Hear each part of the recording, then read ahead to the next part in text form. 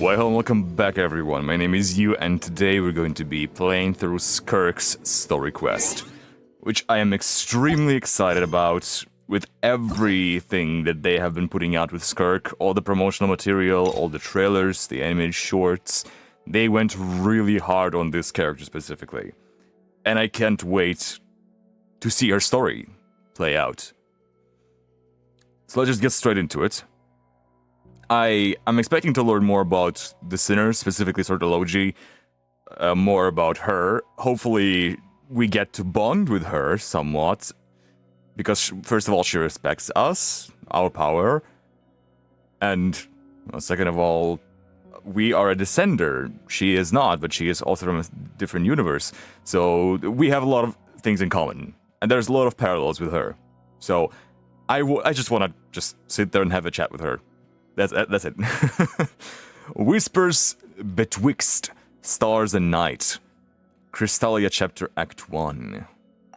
Go to quest, focused experience mode.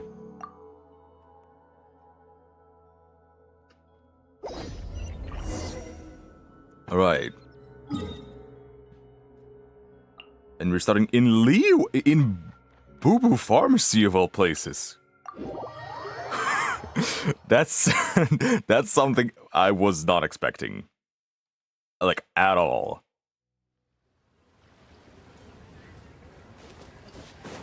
But sure? I'm always happy to see Baiju now. So... You guys probably don't know because I wasn't making content back then. But I didn't really care much for Baiju as a character for almost the entirety of the game. But then he came out, his story quest came out, and bro, did that change his character for me. Oh, Baiju wasn't in his shop. Oh, you're looking for Dr. Baiju. Oh, hello. Yes. He's resting today, but he said to send any patients to the back room. Oh, okay. Thank you so much. Have a wonderful day, night, the rest of your day. That was such a nice interaction. Oh, I love that. And she just went on her merry way. Oh my god, that's so good. Baiju's resting. Yeah, so his character did like almost a 180 for me. I didn't hate him, but I didn't care for him. Now I adore this guy. I adore his character, his story quest. It was amazing. It's probably one of my favorite story quests, like, of all time.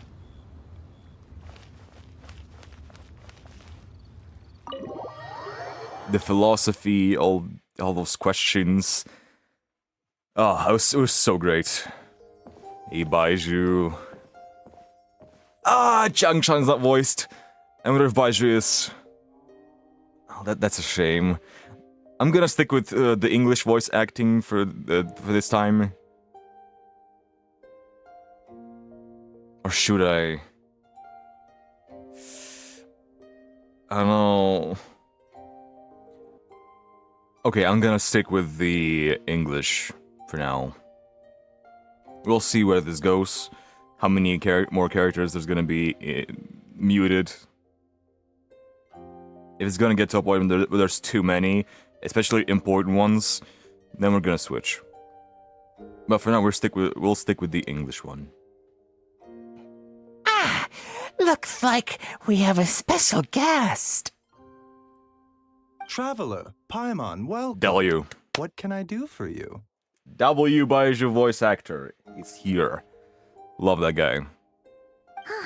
It's the Traveler. He looks absolutely beat these days. He has these huge dark circles around his eyes, like he hasn't slept a wink. Okay. Kinda random, but sure. We've never felt that way almost ever. But that's nice to have, like, a random quest that... just like, yeah, we can come to the doctor because we haven't been feeling well.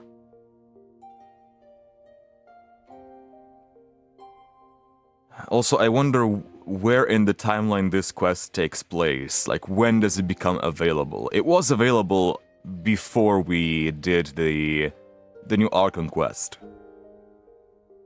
So I wonder, until when is it locked?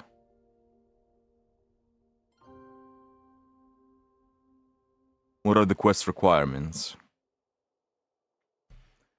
Just so I can understand when this... After what he started to feel this way. Was it after Natlan and, like, absorbing all the abyssal energy there, you know? And he keeps spacing out. You have to call his name several times before he snaps out of it. What do you think it is? Is he sick? Oh, is Traveler prone to sickness? I find this surprising. I guess it could be, I'm not sure. Very peculiar. Really? In all the time we've been acquainted, this is the first time you've come to me with a health complaint. Come, Exactly. let me take a look at you. Exactly, we've never been sick.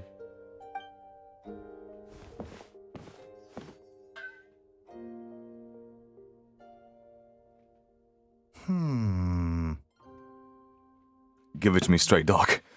Okay. Paimon does not like that expression, Baiju. It's not serious, is it? Complexion is good, eyes are clear, breathing is steady, pulse is strong. Physically, you appear to be in good condition, Traveler. In theory, your energy level should reflect that. You should be feeling right as rain. And yet, I do feel like something is off. I'm guessing it's abyssal energy. Hence my concern. A clean bill of health is usually a good thing, but in this case, it likely means your situation is more complicated. Physical illnesses come with detectable symptoms that can be used to diagnose, medicate, and cure the condition. But afflictions of a non-physical nature, they fall outside a doctor's realm of expertise. Fair. Huh? What do you mean, non-physical nature? Spiritual nature. Curses, dark magic, it's hard to say. It could just as easily be a simple case of mental fatigue. That's also why I was wondering, like, if this quest took place after the Archon quest we just did, it would make sense for him to be devastated, because he's mentally not okay. Why don't you rest here for a bit? Whatever it is we're dealing with, clues to your condition are sure to reveal themselves in time. Once we know the root cause, we can administer the right treatment. Hell yeah. I've seen my fair share of mental afflictions. To start with, some calming incense, a good night's sleep, and a good meal will do you a world of good. In the meantime, Changsheng and I will review the relevant literature for afflictions that present with mental fatigue. Still, we're not experts in this kind of thing. I say we should strongly consider calling in a specialist as soon as possible. Like who? Who do you have spiritual? Like, Hu Tao? Must be a rare condition if not even Baiju and Changsheng have seen it before. Well, all we can do is take their advice. You look like you're about to collapse anyway. It's that bad? Just get some rest. Paimon will be right here by your side. Fingers crossed you'll be all better when you wake up. I'm calling it. It has something to do with the Abyss, and if this quest was unlocked only after Natlan, which I'm not sure, it probably has to do with us consuming the abyssal energy and purifying it in Natlan. It reflects on us. That's my prediction so far. Hell yeah. Whispers betwixt stars and night.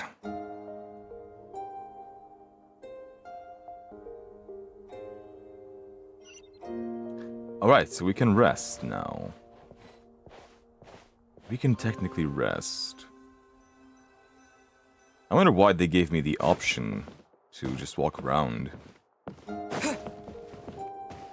Huh. Nothing here. Alright. Let's rest. Oh my god, that's the abyss. That's the abyss. Oh my god. And Paimon lying down. Yeah, there's definitely some shenanigans happening. Merely because Paimon is lying down. Oh my god. Where the hell am I? It kind of reminds me not just of the abyss, but of the chasm. It's so chasm-like. There's a thick fog covering my field of vision.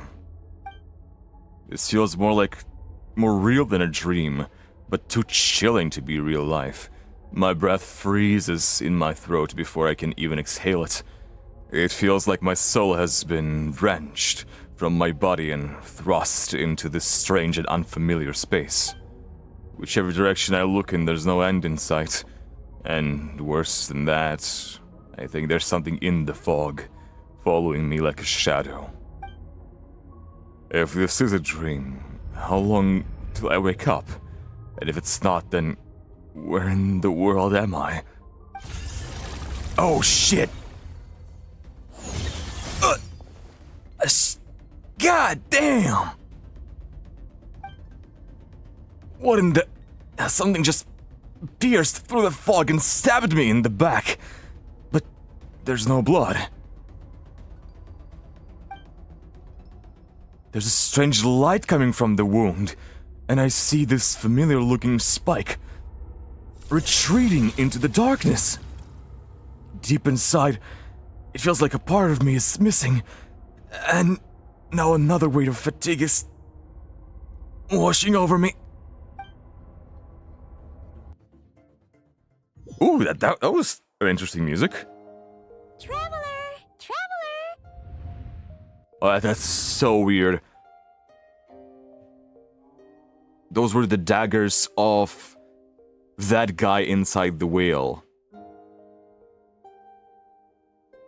We still don't know who that is. But I'm so curious now. What was that? They are stealing our what?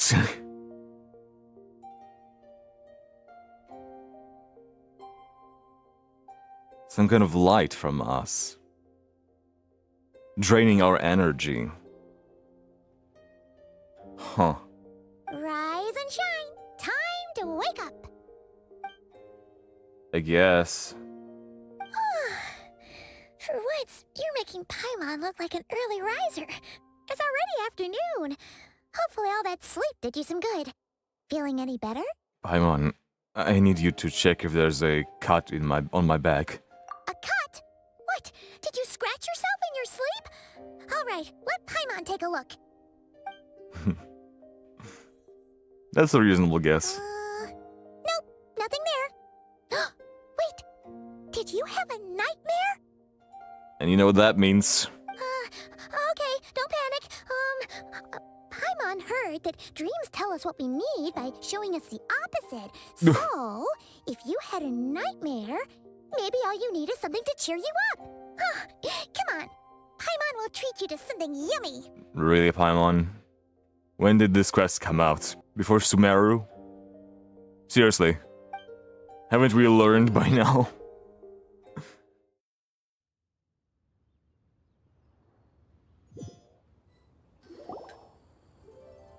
You and Paimon head to Wangmin restaurant. Sensing that something isn't right, Paimon orders a bunch of dishes to cheer you up. What? So, in this dream, you were trapped in a weird place with thick fog everywhere, and then a spike came out of nowhere and stabbed you in the back? Can you imagine? Oh. Okay, well, that's a new one. Are you sure it was a dream? Because from the way you describe it, it sounds like you were really there. But then again, you woke up right where you went to bed. And you were definitely in a deep sleep this morning. It could have been spiritual, like the Night Kingdom. I don't know what to make of it either. Maybe it was just a very lifelike dream. Then it's decided. Paimon will stay up and watch over you tonight. If anyone tries to mess with you, Paimon will beat him up. You do that. I'll wake you up first, and then we can beat him up together. That's a better decision. Paimon's smile has a way of putting me at ease. But what I saw is still bothering me. The dream was so chilling and it almost feels like there's something watching me from some corner of the world even now. Something stabbed me in my dream, but when I woke up, there was no wound. Still, if I focus on that area, I feel a vague aching. Almost as if deep underneath the flesh, something is. Something is missing? Why are you finishing my thoughts? Are we besties? Did you just say something? You hear that too? The flesh remains whole, but the soul is incomplete. Left unresolved, the mind will wither away along with it. Skirk, Skirk, come on. Just like that. What are you doing? What the? Wait. Paimon remembers you. Skirk? Master. Skirk? Hi, Skirk. She's just sitting there chilling. I mean, we know that she's been traveling around the world, just doing her own thing. But also, the child was looking for her so many times, and even Arlecchino could not find her. It seems like if you want to talk to her, it's only if she wants to talk to you. Skirk. Right. What are you doing here? The last time we saw you was at the Primordial Sea in Fontaine, right? But then we left and never learned where you went after that. She just appeared at our table. That's crazy. Yeah. Child's been looking everywhere for you, by the way. What brings you to Wanmean Restaurant of all places? You came here looking for us? And were you the one behind that hocus pocus just now? Shout out to Paimon for looking out for child. Tell me, what is it that you saw? Completely ignored. Yeah, you're not getting any answers, Paimon. Why are you so majestic? Tight-lipped, huh? I suppose that's fair. You. I'll take a glass of wine. Okay, classy. Oh, of course. Coming right up. A bit rude, but that's We make sure. this one in-house. It's not too strong. Enjoy. Ooh, that looks fancy. Chef Mao, I'll take a grilled tigerfish over here. Coming right up. Ah, if I knew we'd be this busy, I wouldn't have approved Shenhe's vacation. She's on vacation. Oh, what she's doing? At the end of the day, what happens to you is of little consequence to me. I'm not here to try and win you over. Trust me or not, the choice is yours. Sure, okay. If you want my help, now's the time to speak up. You have until I finish my drink. Damn. Setting boundaries, too? What do you know about the situation? I was investigating an abyssal disturbance in the area and happened to notice you. Part of your soul is damaged, and the wound bears traces of abyssal corrosion. Need I say more? Abyssal corrosion. Neither of those things sound good. My soul is damaged. Skirks seems to know something, and given what I've seen of her strength, I bet she can tell what happened to me. I don't know what her goal is, but in this moment at least, I don't think she has bad intentions. Well, should we trust her? What do you think, Paimon? She mentioned an abyssal disturbance. Maybe that has something to do with what's going on with you. But we could always find a different expert on the abyss to help us out. Not on short notice. Yeah, and that thing she said about your soul being damaged is scaring, Paimon. Definitely something we should fix sooner rather than later. Skirk's an interesting one, that's for sure. But from what Child's told us, she doesn't seem evil, at least. At the moment, you guys know nothing about her, practically. Did you finish? 1, 2, 7, 10. That'll do. That's fun. Only 10 Mora? Yeah? Well, have you made up your mind?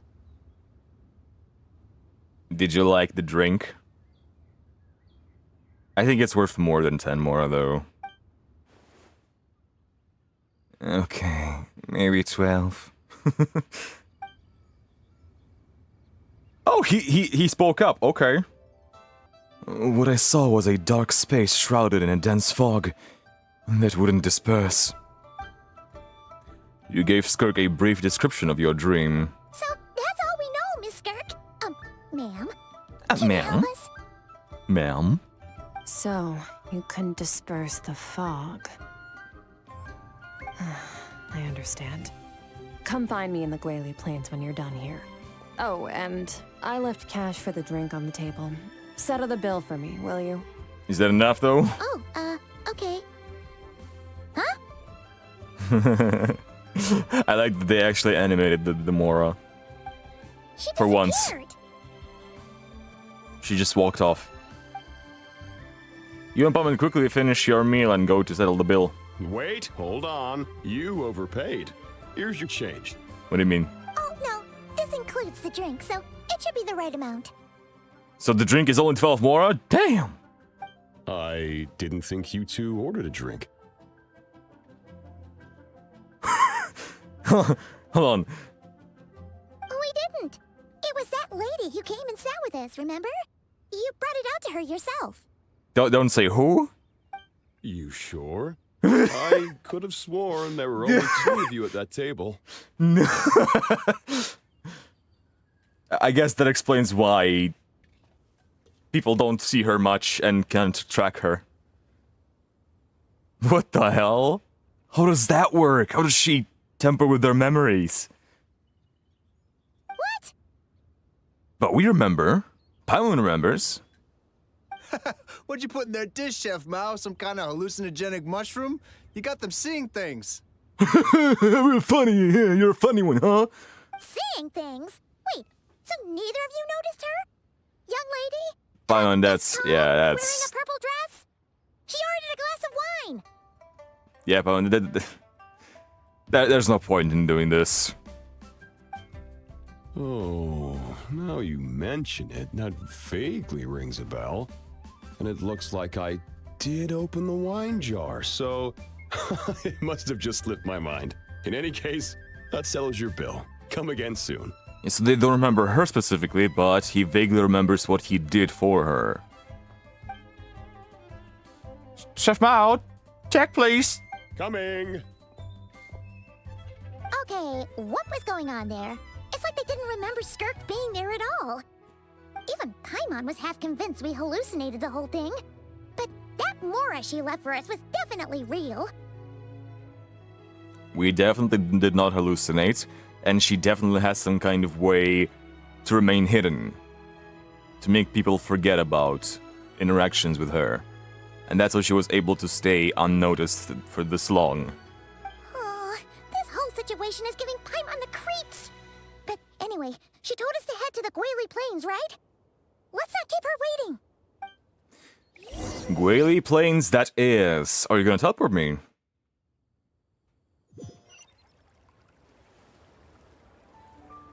No, you did not. Okay. Thank you, Chef Mao. And that's why she doesn't bother herself with being nice to people, because they're not gonna remember her anyway. They aren't gonna remember interactions with her, so they're not gonna be affected by her rudeness.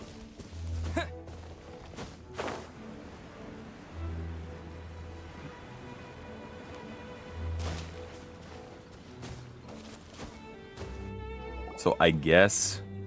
Oh my god, bro, what you doing here? What are all these Rift Hounds doing here? That's what I'm saying. Oh, looks like they're collecting something. They're just fighting space to me. Oh my god, is there another space and time here? Let's go check it out. Oh lord, are you kidding me? There's so many of you. Alright.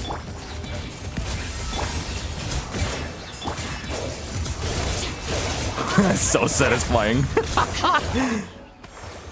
Wiped the floor. So, this is what they were collecting. It looks kinda like... God remains? Yeah. What is going on here? From the moment Shall? they are born, all beings with great power have an impact on this world.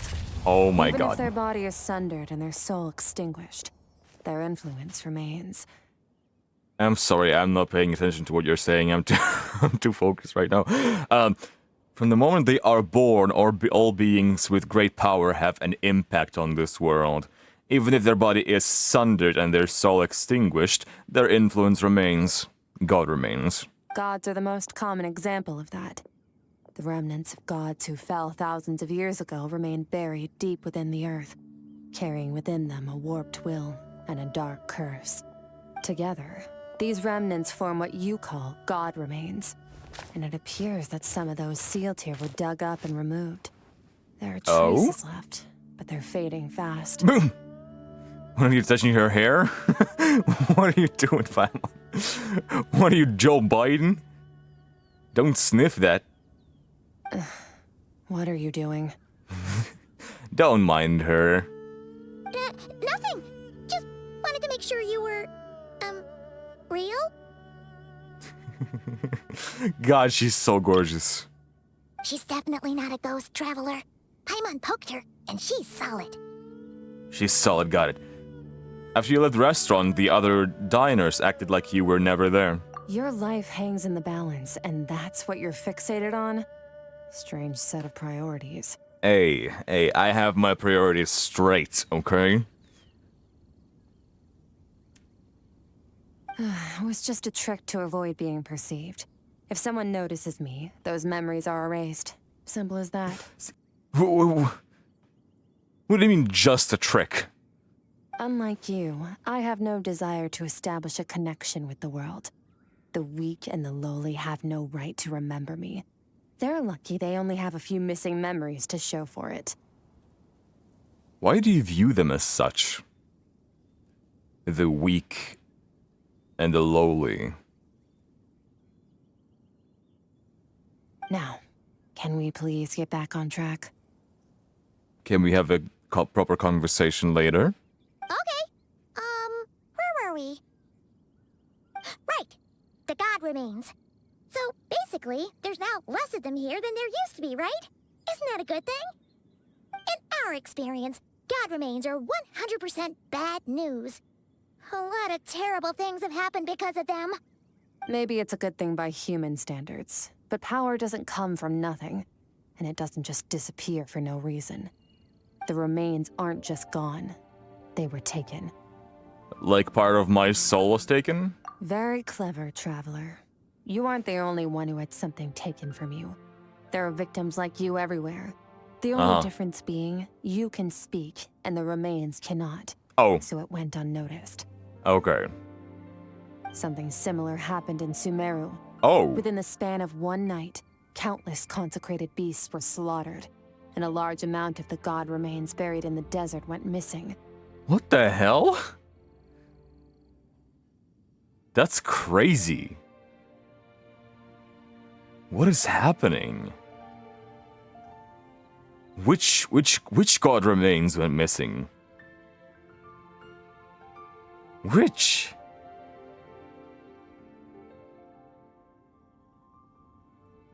Nabu Malikata? King Dashut? There weren't that many gods in the desert.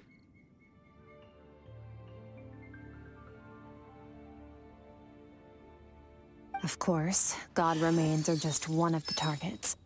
The culprit is chipping away at sources of power all over this world, including the Stella Fortuna above. What did you just call it? Stella Fortuna? You mean Celestia? Fortuna, Fate, Stella. Stellar? Wait, Starry. the stars? Starry Fate. Constellations? 42 of them have died out in the past few months alone. What? 42 stars, not constellations. In Conria, people believed that powerful individuals have corresponding Stella Fortuna. Oh, Even God. should that individual fall, their Stella Fortuna would not disappear, but gradually evolve into a new constellation. Okay. What's the difference between a Stella Fortuna and a constellation?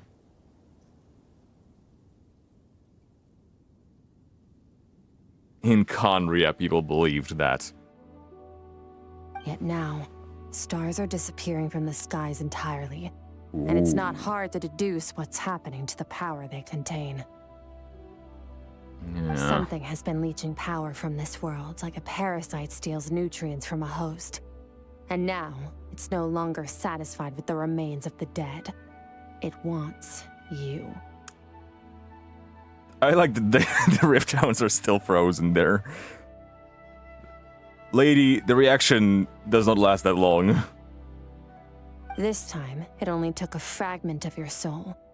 But next time, there's no telling how far it could go. But why me? Think again, bro. No one knows. All I know for certain is this.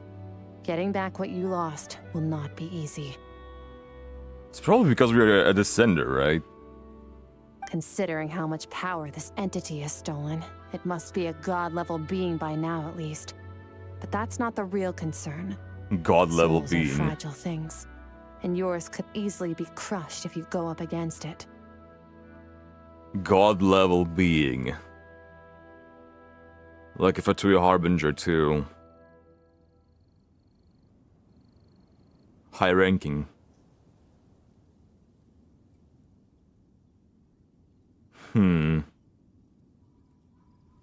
So again, she said, no one knows. But why me? No one knows. Once again, I'm gonna ask the same question I've asked before. Does she know that we are the sender? She never brought it up. She doesn't show that she knows that we're different. She only respects our power. Because we defeated the Narwhal. So you're gonna help us, right? Hence, she's willing to talk to us. But still, there's no knowing whether Certology told her about us or not. We're going to help each other. You are my ticket to uncovering this thing's true identity. Fair enough. Well, great! You seem super strong, and you know a lot about the Abyss, so Paimon will take it. You guys are being so grateful when it's pretty obvious that she's using us as bait, practically. Thank you. Don't get all mushy on me. Mush, All I'm don't, doing is helping you get back to normal after a sudden crisis. don't get all mushy. Come on. Don't tell me what to do, okay? Get used to it. And I should warn you, getting mixed up with me can have unforeseen consequences. Oh yeah? We're on very different journeys. You don't want to be in my debt, trust me. Well, do you want to be in my debt?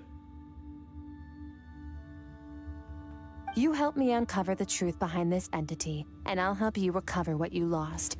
This is a transaction, that's all. You would do well to remember that. Holy shit. Now, come along. I love this so much. That's so insane. My god, just opening up a rift just like that. Ah, she's so sick.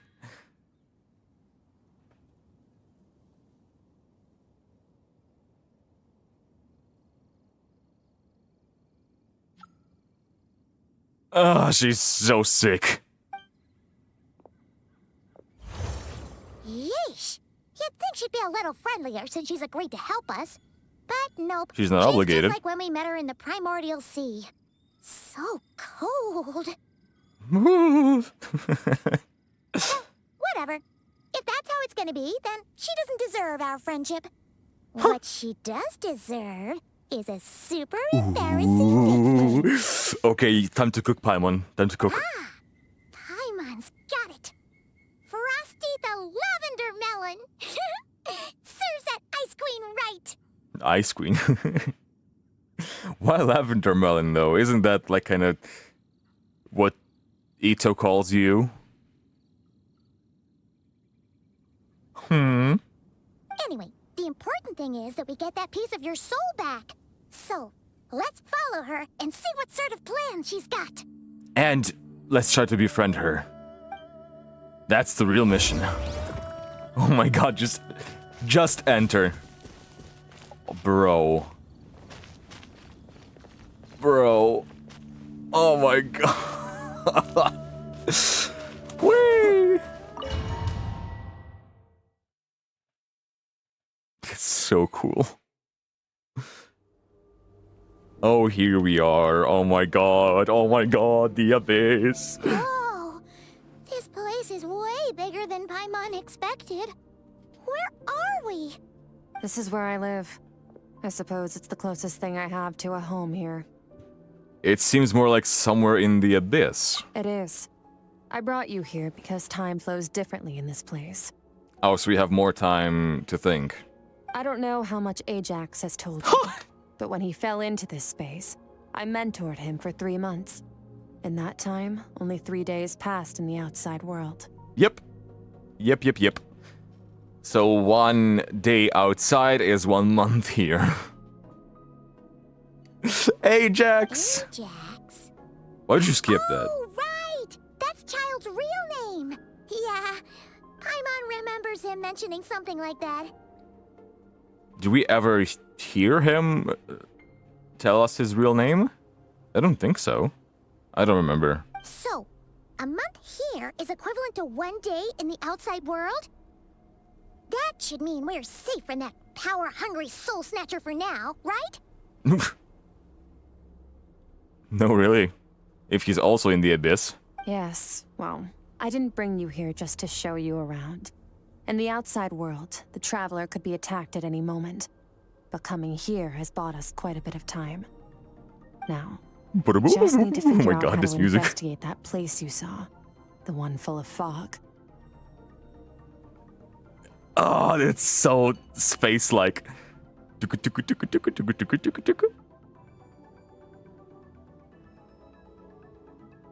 That's so good. Both your description and the abyssal disturbance I felt point to that space having some connection to the abyss. It could even be a domain similar to this one. The thief who stole that fragment of your soul is hiding there. But the abyss is a chaotic and turbulent place. If we want to pinpoint their location, we need to see what that space looks like without the fog. Okay. How do we dispel it? Abyssal power can grant a special form of sight.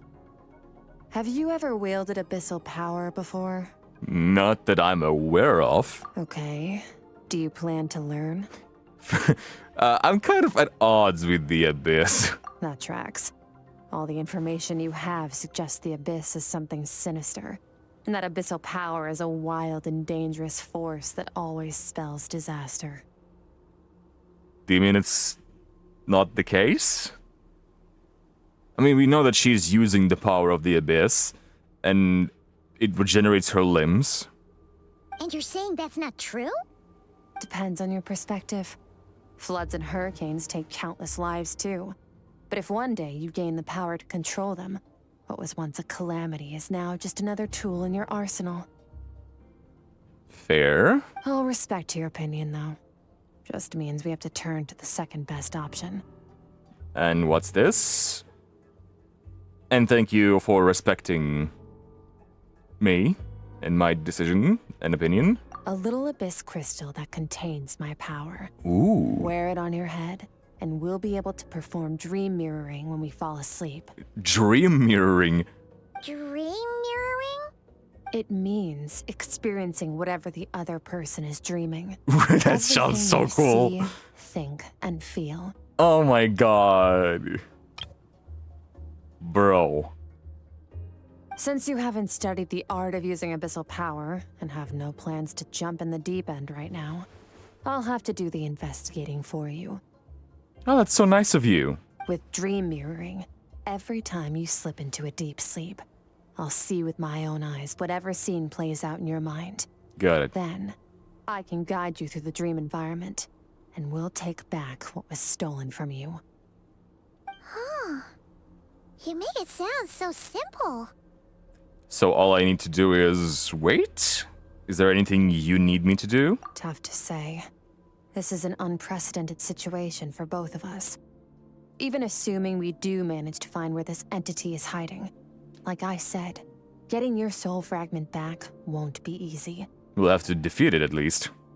To play it safe, I need to give you some special training first. Am I gonna walk out of this with my limbs, though? Wait, you're gonna teach him some of your martial arts? Does that mean the next time we see Child, we have to treat him like our senior? No, because we can be better than him. Do as you want. For my part, I don't see you as my disciples. You're already a pretty good fighter. All I'm planning to do is build on your current skills and train you for the specific scenarios that I think we might face. Alright. But that's enough talk. If you're ready to do this, So then come sick. with me. Time might be more lenient here, but that's no excuse to waste it. Oh, she moves fast. Paimon can hardly keep up with her. So, special training, huh? Kind of a rare opportunity. With your skills, there's not a lot of people qualified to train you. The last time something like this happened was probably anti-Raiden Shogun training, right? Don't remind me. Oh, feels like a lifetime ago. Skirk seems pretty strong too, though. Remember how she said that the all-devouring narwhal was just her master's pet? Maybe we really will learn something here. So I'm guessing that this entity is also obtaining power from the narwhal. I'm assuming. Because it was also inside. What? Oh shit. That transition is so cool. The stars. Oh my god. Oh my god. Take me back.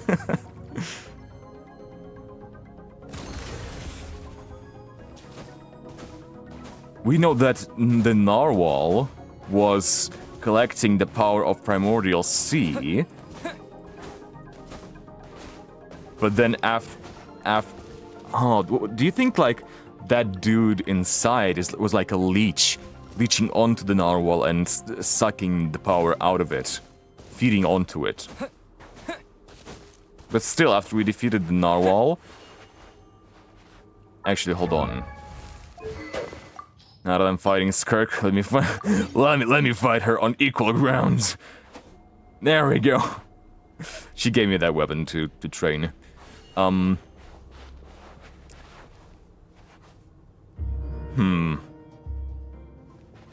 After we defeated the narwhal, its energy spread to Fontaine. That's why the flood happened. The prophecy.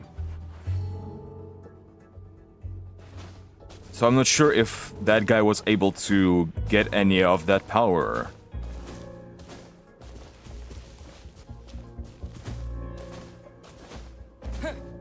Because it was dispersed, kinda.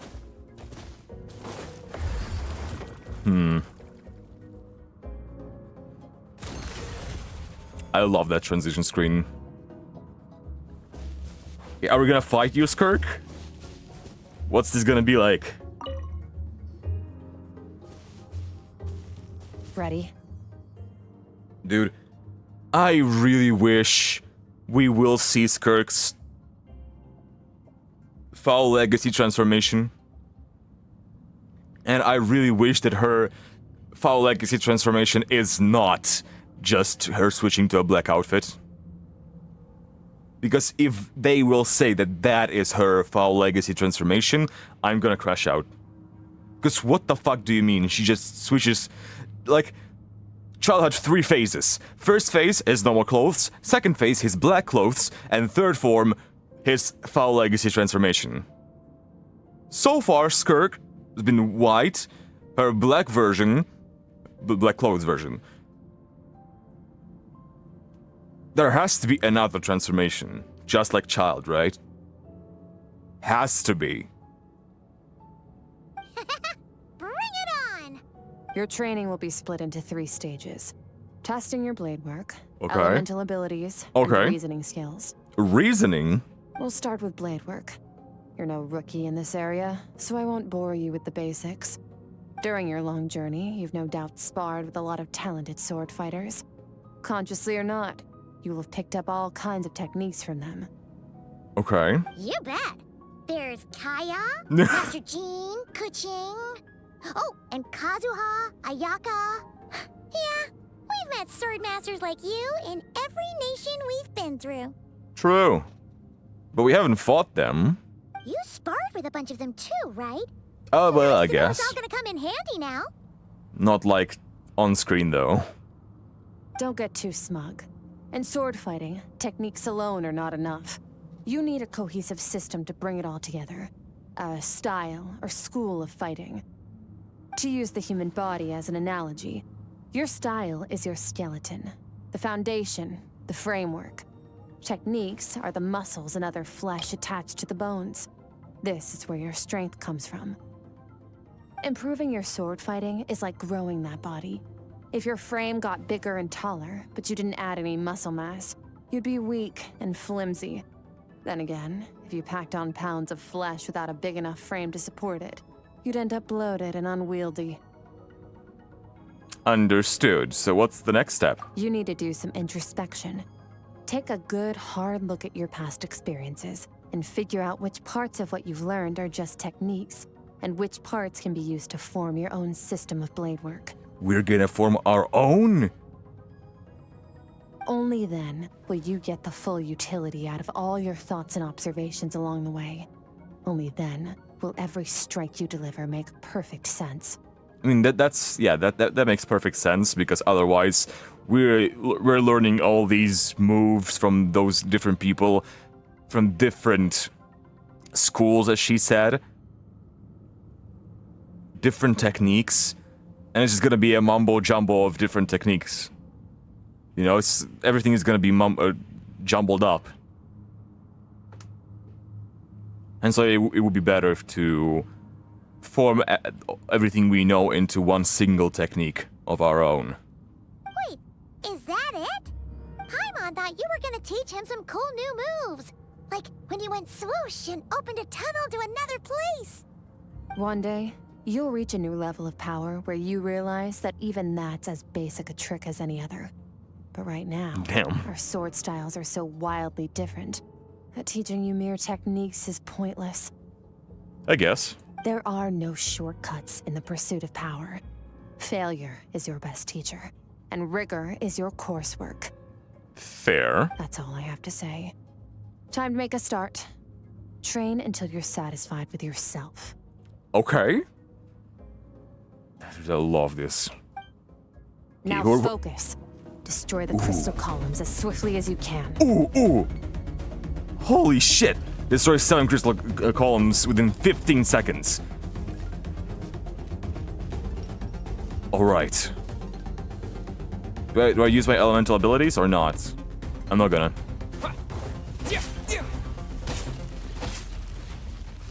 Come on.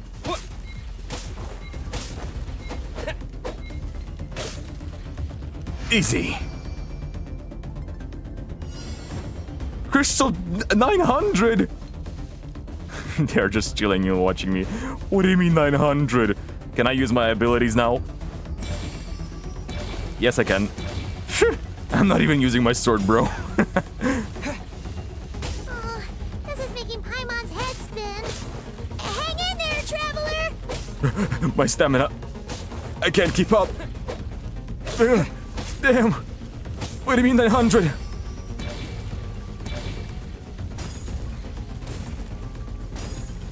Oh god. As training progresses, your strength improves. What? 891. I'm in the zone. I'm locked in. Limitless power. I'm locked in. Charge attacks. Holy shit! Did I really just unlock a new move that's gonna stick with me until the end?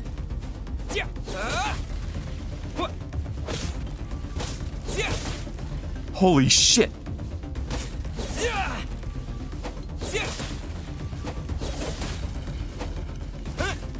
I'm so locked in, I'm in the zone. Stay calm. Use your head. You have to keep it together. Keeping it together.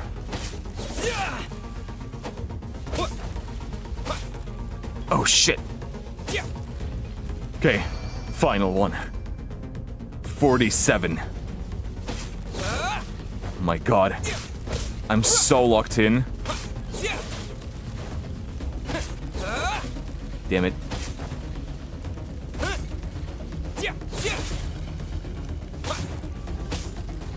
$47.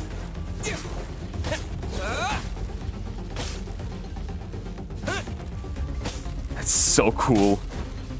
We are really taking it seriously.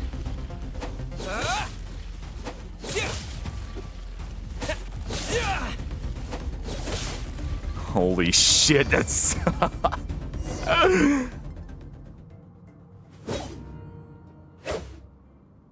Amazing! This is transforming my whole view of sword work. I'm using the same techniques as ever, but now they're having different effects. It's as if I've unlocked a hidden door in my mind, and there's a wellspring of strength on the other side. In my mind's eye, I'm seeing images of the friends I've made into that. Theirs are sword styles and techniques I have come to know. This moment will be frozen in time. Cut to the chase. That's so cool. Cut to the chase, come on. If you're gonna do Skirk's ultimate, if you're gonna do Kaching's ultimate right now, I'm gonna crash out. Consider a moment of true mastery that you've witnessed in another person, and ask yourself, what lies beneath the surface? What's their guiding philosophy? What's their state of mind as they maneuver their weapon?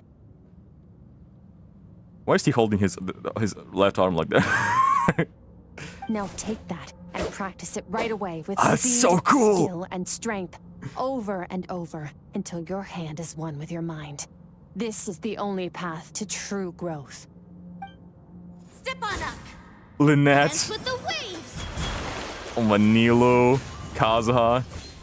I see eternity to go by in an instant. The autumns of many years from a single leaf. Thus I shall slice this maple in a flash and ask a question of the ages. My sword style, my journey. Holy shit, that's... The training arc begins!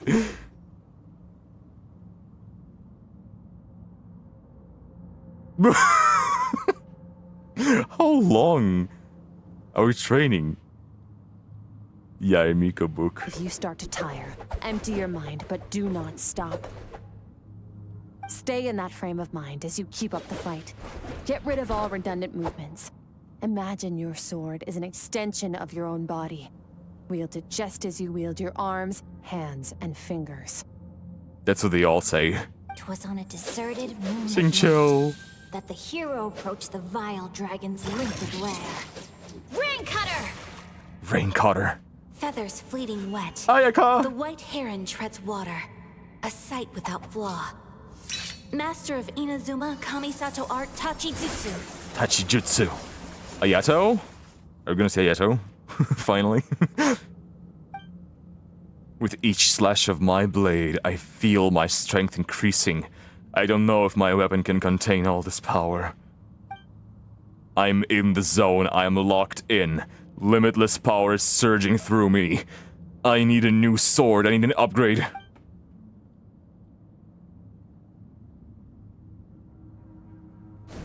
Here! You slash and swipe till you've exhausted every ounce of your energy. Holy shit. Looks like you've made some real progress. That concludes your training session. Okay. Awesome! Paimon knew you could do it! He really does look exhausted. How do you feel? Exhausted. I'm fighting to keep my eyes open. As you should be. Time flies when you're training hard. You've actually been going for several days now with no rest. Jeez. Jesus Christ. I assumed because we saw Paimon sleeping with the book. Holy hell, a few days non-stop. Meanwhile, Paimon's had a whole bunch of naps. But you were so focused, she didn't want to interrupt you. Go get some sleep. I'll be doing the same very soon. Let's hope you Okay. see that foggy place in your dream, so I can get this investigation over and done with. Oh my god. Skirk, you really are something else.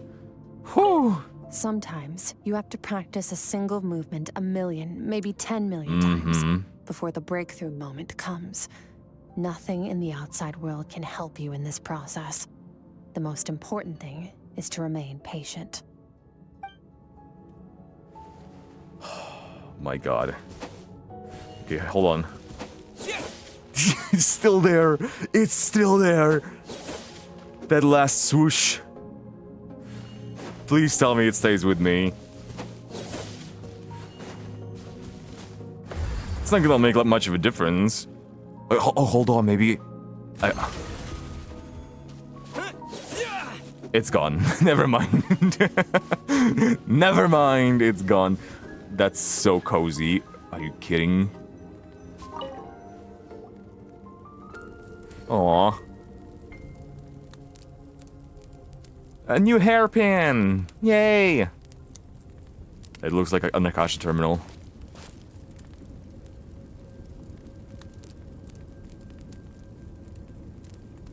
Dude, the lighting is so great. So cozy.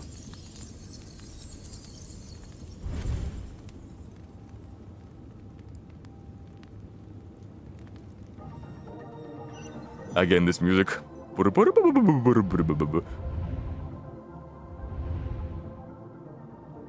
I missed again, but it's a different space. It's a different one. What is this place? Have I been pulled back into that space again? But Skirk said the dream mirroring would kick in when I fall asleep. So why am I back here? No, on closer inspection, this isn't the same dream as last time.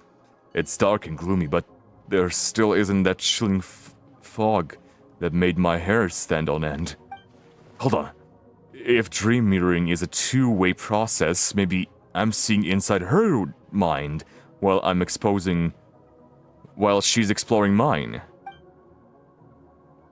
If this is her inner world, it's pretty bleak. I can occasionally make out the sound of a flowing stream, but other than that, it's so empty. Oh, you are so cute! I love the textures. So glassy. It also reminds me of it reminds me of a Seelie, and it also reminds me of the Seelie-like creature that we saw in the Not Cry teaser. What's that? What a strange-looking creature. Where did it come from? I think it wants me to follow it. Might as well see where it leads. Black screen, okay. I was expecting a transition like they did with Nivelette's story quest when we enter the fountain.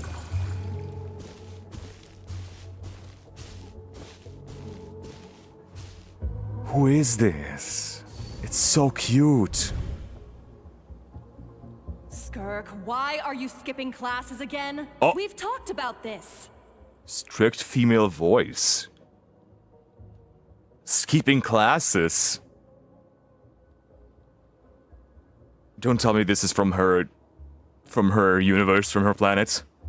'Cause he's a crabby old man, and he's a boring old man. I don't like going to his classes. There, you tell her. Skirk, oh my, she sounds so... Oh. There's that childlike wonder. Like a normal child. What happened? Excuse me. You shouldn't talk about your teacher like that. It's very disrespectful. But it's true.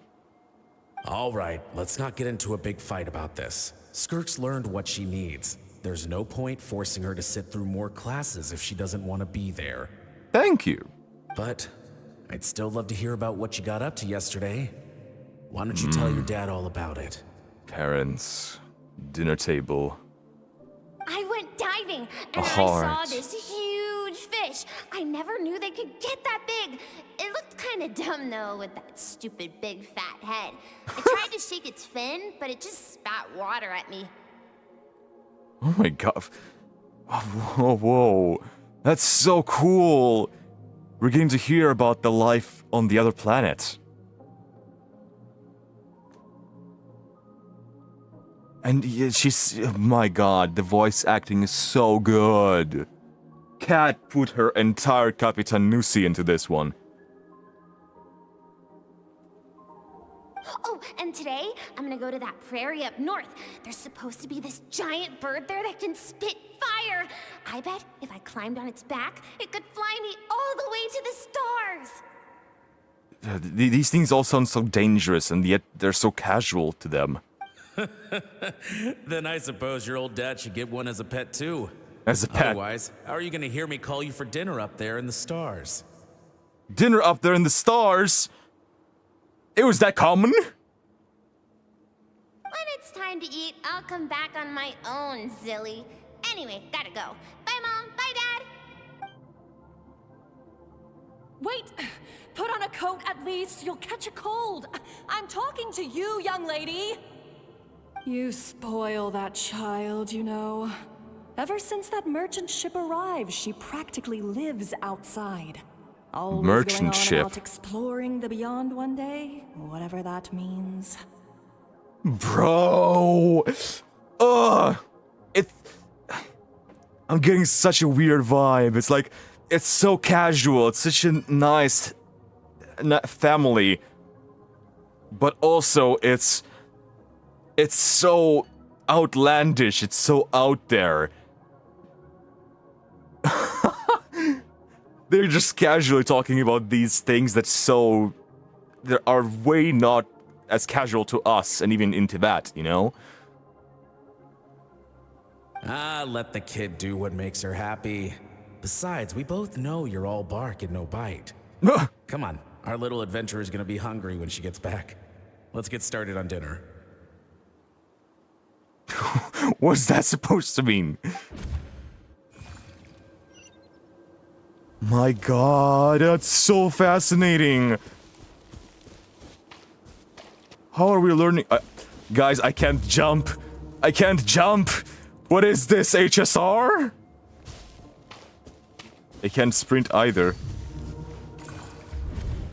The stars shimmer high above. But what lies beyond the stars?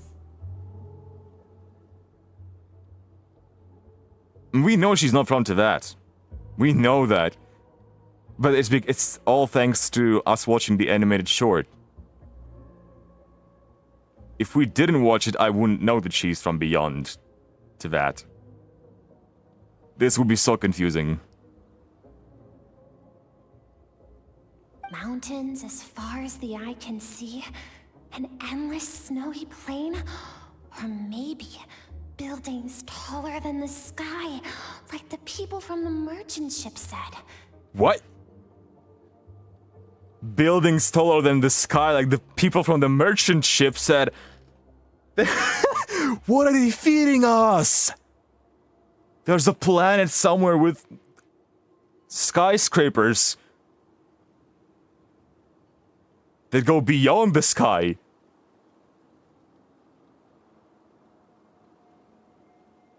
Guys, what is Genshin 2 gonna be like?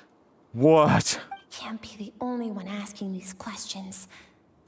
The universe is fascinating. If only I could meet some other people like me.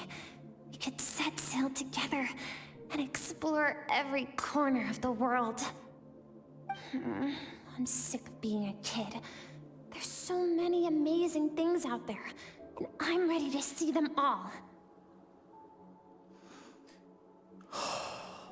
It's so heartbreaking because she seems like such a... just a normal kid. Such a childlike wonder for exploration to find out things. And the sheer contrast between this and how she turned out, how she's now. So uninterested, so bleak, so bored.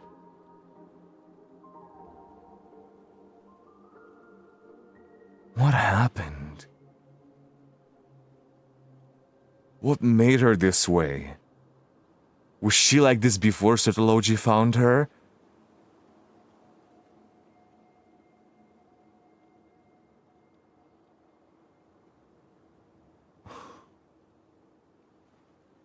But for now, I'm starving. Better get back. She even knew when to grab dinner.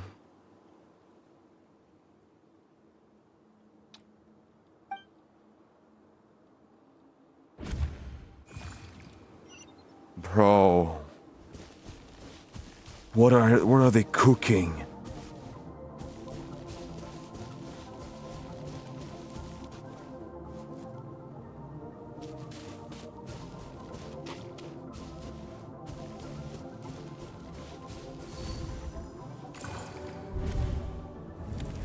Don't let a single one of them get away!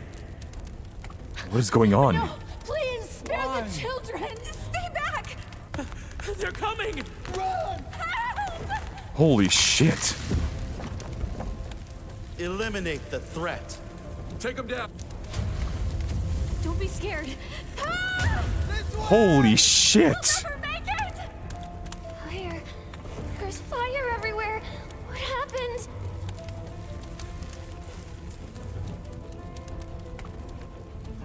I told you we shouldn't have trusted these outsiders. So they were are they the merchants that they were talking about?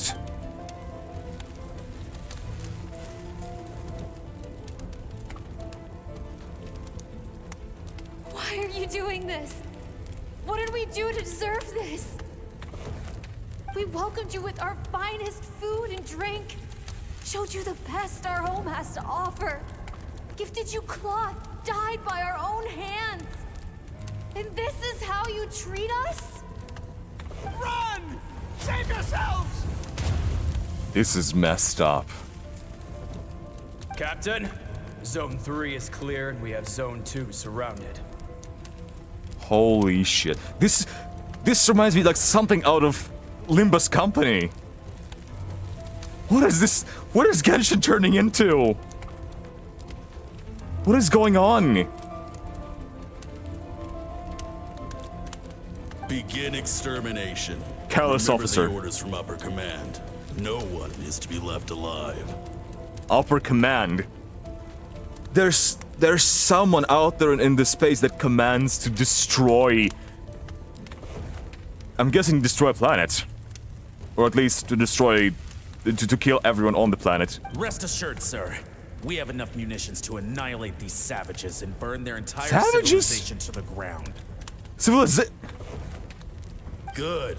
The only ones who put up a real fight are that man and his wife, correct? What's their status?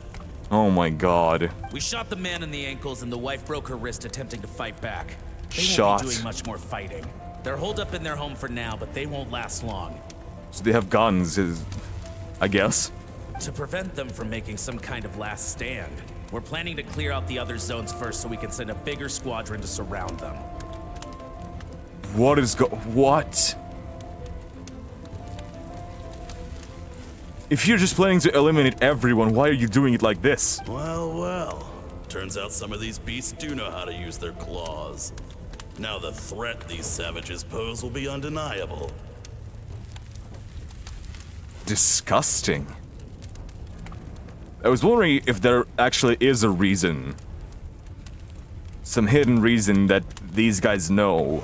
The upper ranks know. Like, universal, you know? But it seems like they were just looking for an excuse to do it. And I'm like, oh, they are fighting back? Oh my god, they're actually fighting. Oh no, now it proves that they're a threat. Shut the fuck up. Let them cling to what's left of their lives for a little longer. Once the other zones are cleared, I'll cut off their heads myself. What?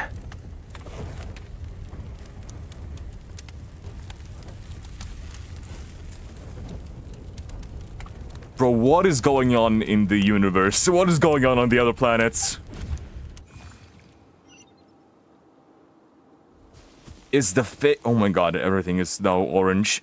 Is the was the fake sky created to protect us from them? Not just from the abyss. Dad? Mom? Skirk, you're all right? Thank heavens. They were the ones resisting. They're fading. Happy to see you, sweet girl. But you need to go. It isn't safe here. They'll be back any second. What happened? You're bleeding a lot. Dad? This is the place. Alert all units. Prepare to surround. Run, Skirk! Run as far away as you can. Don't trust anyone. Your dad and I, we're not afraid to stare death in the face, but we need you to survive. Okay, Survivor's Guild. My clever girl, so curious. You're already so brave. I know you're going to grow up to be such a positive light in this world. Oh my god. And you think, right? You think she would. Oh my god. Whenever you miss us, just play this song. Oh my god.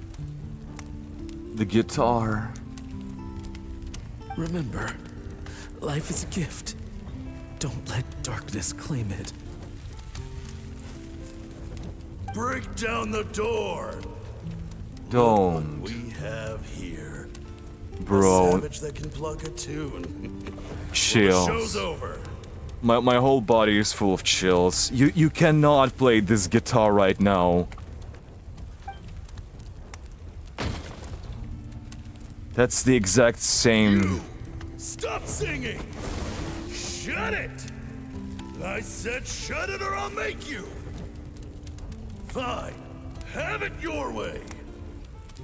Holy shit. He kept singing as they were...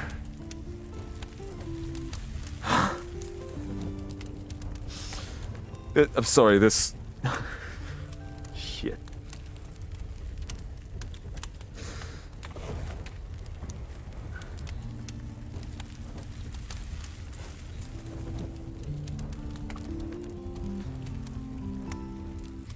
I'm sorry, guys, this hits too close home to me.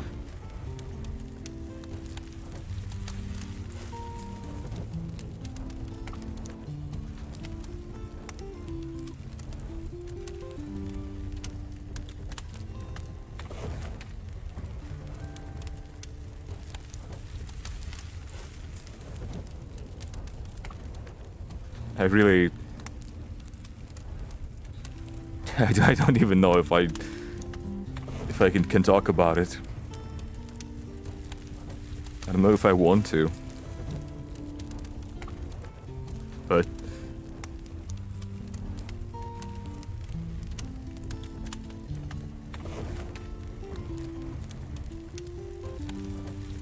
This kind of thing happens in the real world too.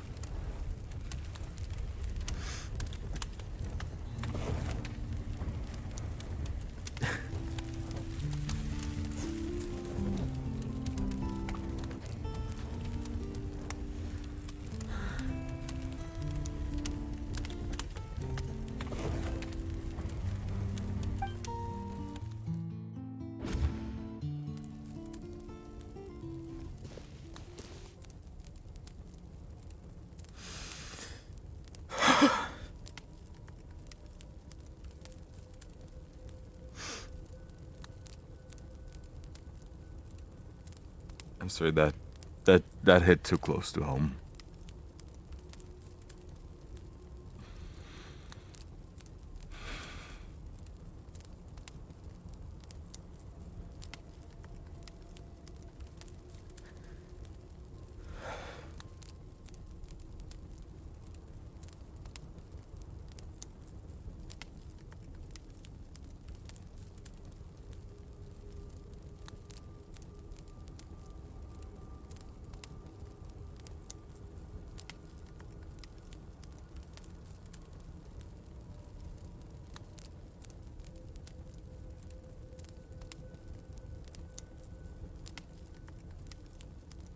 I don't even know if I should say anything.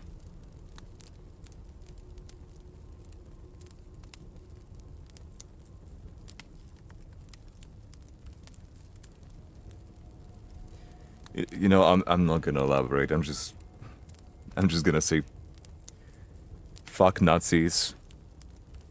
Fuck Russia.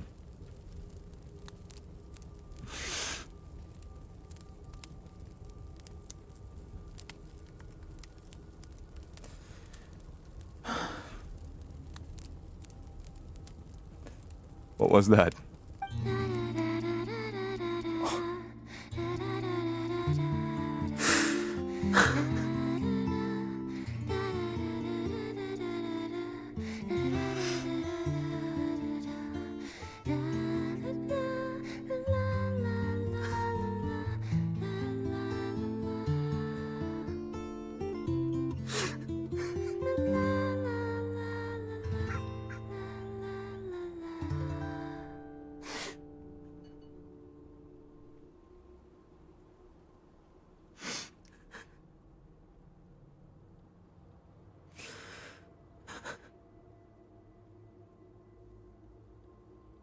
I knew it.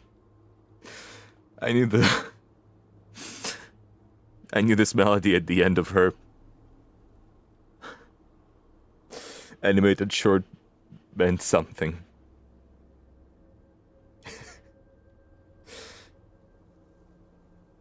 I did say that I felt that feeling of loneliness from it. God fucking damn. Her father was singing this tune as he was being not just killed, tortured by the savages.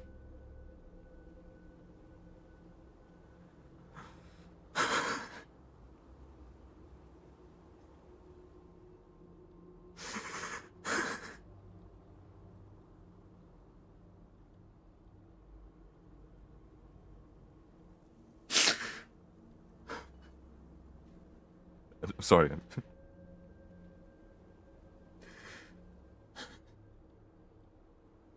I just need some time. I do need to address the elephant in the room, and that's what struck me so hard about this quest. In our world is happening a lot of unjust things.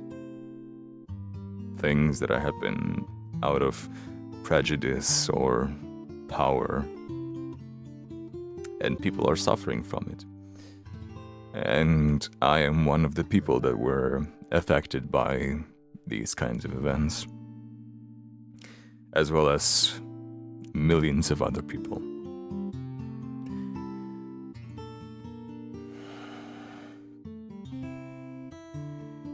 It's a very tough time that we live in because of these decisions that powerful people get to make. And all the lives that just like in this quest, what matters is for us to work as hard as we can to create a better future.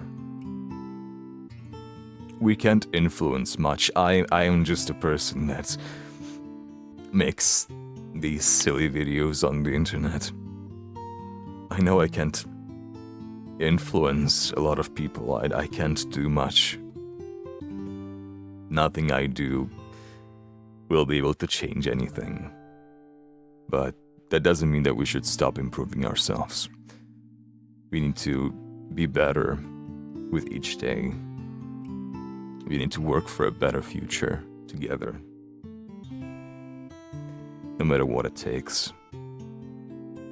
And given what kind of people exist in the world, it'll be difficult to create a world without any suffering like this. But it doesn't mean that we shouldn't keep going to make it a reality, to create the best world we can, to have as less suffering as we can, to prevent as much suffering as we can. And it doesn't have to be something grand like stopping a war from happening. Even the tiniest of things, they all matter. Showing kindness, helping someone out in the time of need.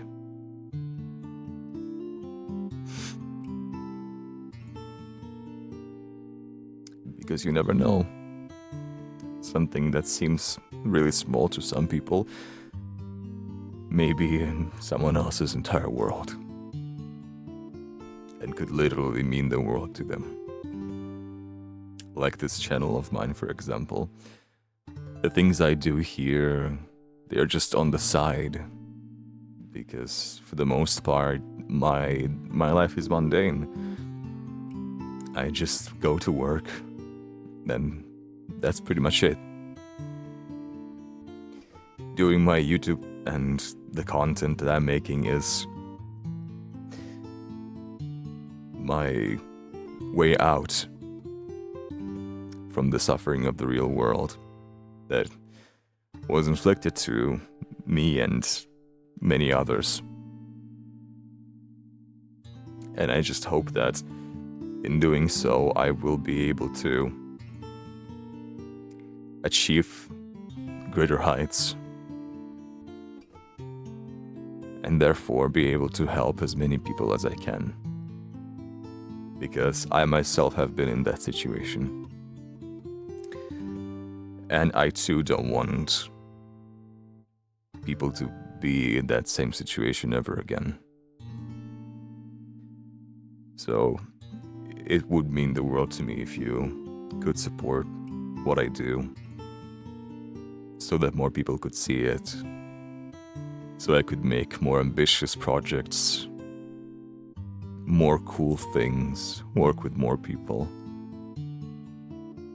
achieve greater heights, and then use what I can to help as many people as I can.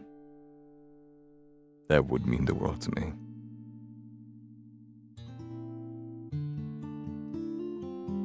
And if you're listening to this, and you have spent your precious time to watch this video of mine, that is already enough support for me. Your precious time, the fact that you chose to spend your precious time on me, of all people, to just watch this video I made, it's already more than enough. So thank you so much for sticking with me, because you do make a difference.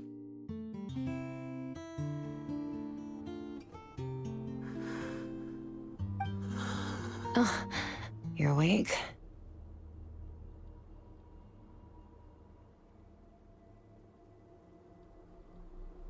Your singing voice is very gentle, Skirk. I found a few clues while you were asleep, but it's only a start. Now, time for the second stage of your training. Get me back in the zone, please. This time, the focus is elemental energy. Come find me when you're ready to begin. I wonder if that's her defense mechanism. To be focused on strength so much. Is that what her real goal is? But when the darkness comes...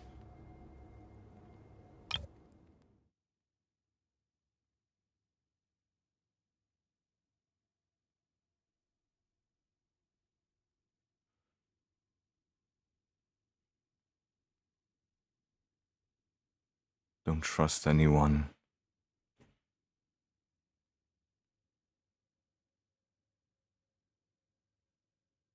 Don't let darkness claim it. But when the darkness comes, I will slit its throat.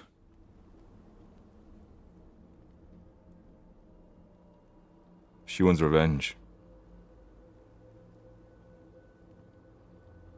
She wants to get stronger. Probably to slaughter every single one of them. To retaliate.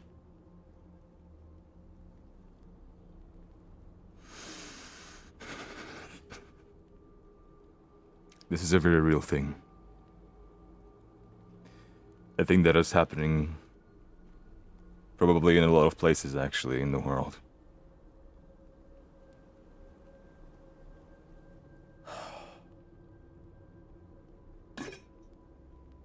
And violence only breeds more violence.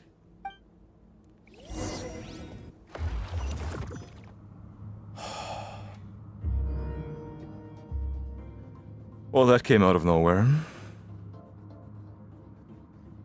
Didn't think I'd...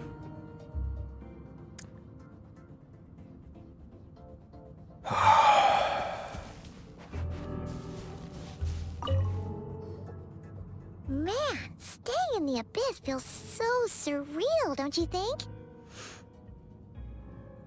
No day and no night. It's like time hardly exists. If we weren't careful to keep track, it feels like we'd have no idea how long we've even been here. Have you been keeping track? Well, except for the fact that Paimon still gets hungry like clockwork. You go do your training. Paimon's gonna grab a bite. I guess you're my clock from now.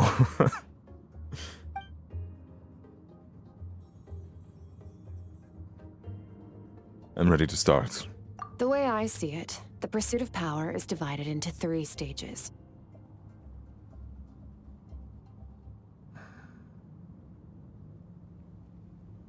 Dude, so much from this Skirk's animated short now makes sense. After we are done with this, I'm going to watch it again. The first is mastering the use of standard weapons. Next is learning how to harness natural energy. And after that, you're free to challenge even higher dimensions. Higher dimensions? The natural energy of Teyvat is, of course, elemental energy. That comes from That's phlogiston. not my area of expertise. I draw from a different source of power. The Abyss. Abyssal power, yes. Also known as the power of the Void Realm. The Void Realm. My master, Sertologi, is a true expert in that area. After all, he was one of the group of 5 that infamously stole the all-encompassing power of the Abyss. An act for which the people of Conria gave them the epithet, the 5 Sinners. The people of Conria gave them. The 5 sinners, so I'm guessing the 5 of them were the ones that stole the power that was stored in our sibling and divided it amongst themselves. They were kind of like the traitors to the nation. The elemental energy of Teyvat, on the other hand, is derived from the power of the Light Realm. The Light Realm. These 2 forms of energy exist in direct opposition to each other. Suffice to say, there's not much I can teach you this time. Yeah, I'm more Light Realm aligned. But there's something familiar about the power you use. It almost seems related to cryo in some way. A keen observation, traveler. Call it respecting local norms. The Abyss stands in direct conflict with the will of this world. So, to make my life easier, I disguise my power to make it appear cryo-like in nature. Yep. It's a technique I learned from some Conrian ruins, Ooh. known as the 7 Shifting Serpent. If you ever change your mind about delving into abyssal power, I can teach it to you. I'm not planning, yeah. But that makes so much sense. She learned that technique from Conrian ruins. She's been to Conrian ruins. And of course she would know about Conria more because she's studying under Sertologi, who's Conrian. And do you remember? In the Our Conquest, I explicitly mentioned that in Conria, there were serpent knights, black serpent knights. And I said serpent, it sounds very similar to Skirk's power. The 7 shifting serpent. That's because they are both from Conria. The serpent knights are from Conria. This 7 shifting serps technique is Conrian. Why are they so obsessed with serpents?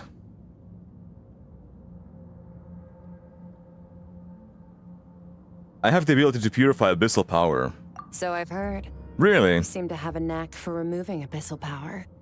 Where did you hear that from? But is purification really what's going on there? That's a good question. Like I said, power does not simply disappear. What are you trying to say?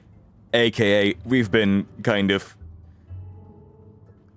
sucking that energy into us and suppressing it. Just thinking out loud. Potentially. Let's focus on your elemental training. That's what's gonna help us if the situation gets tricky. She just basically gave us a hint like, the power doesn't go anywhere, you know? And if you're taking it away from someone else, maybe, just maybe, the power is still inside you, the abyssal power, okay? And that was my initial thought, what was going on with us. True growth comes from adversity, but only if you make the choice to pick yourself up again every time you fall. So, it's time to push yourself to the limit, and then keep pushing. This is the only way to advance at pace. Use the power of Animo to clear the field as fast as you can. Animo? Oh my god, I changed the element. Again, this music. The slimes, bro. Oh, they gave me the sword. Windblade!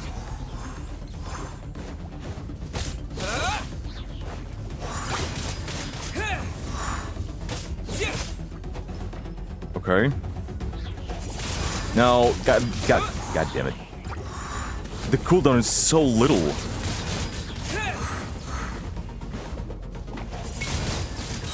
Windblade! Takes pyro anyway.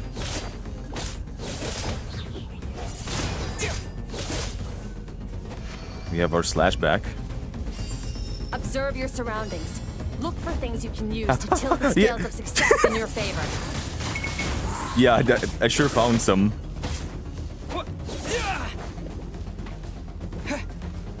Hey, boy. Disappear. Catch this.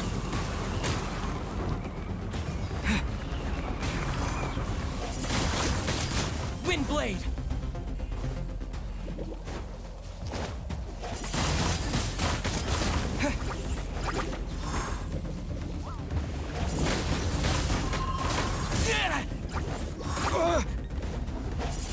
I cancelled it.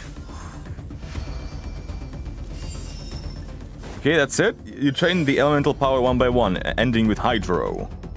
Ooh. Use the power of Hydro to destroy the spikes. Yeah, it's time for the water gun. It finally came in handy. Faster. Don't give them a chance to strike you. You need to be quicker than you were in your dream. You can't afford another injury like that. Fair enough. Oh, are we gonna do this with those spikes that were coming out of the hole? Before they strike us?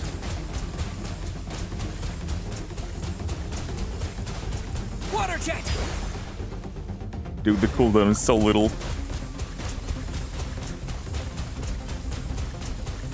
Water jet! I missed one, that's okay. 15. Oh my god, here we go.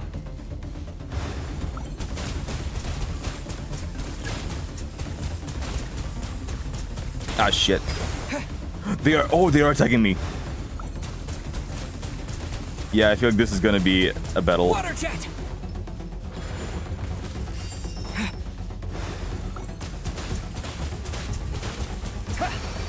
Of speed.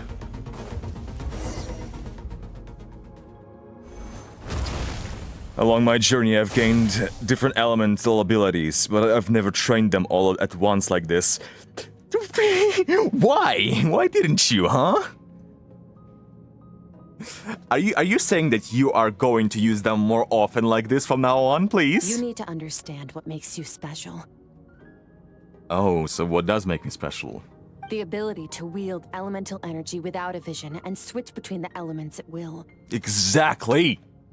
So use it more often, damn it! It means your aspirations need no approval from the gods. Your power is not bound by the rules of this world. So be bold. Do not be afraid to chart your own path. Someone had to say it. Thank you. Graceful as the wind, tough as the stone, nimble as lightning, flourishing like foliage. I can feel the power of the elements flowing through me, sometimes as peaceful as a flowing stream, otherwise surging like a raging river. If I close my eyes, I can almost feel their voices, but it's not like some wild beast battling me for dominion. It's more like saying hello to an old friend. I love this so much, the lightning with the wind. Please combine elements more often, I need this. Uh-oh.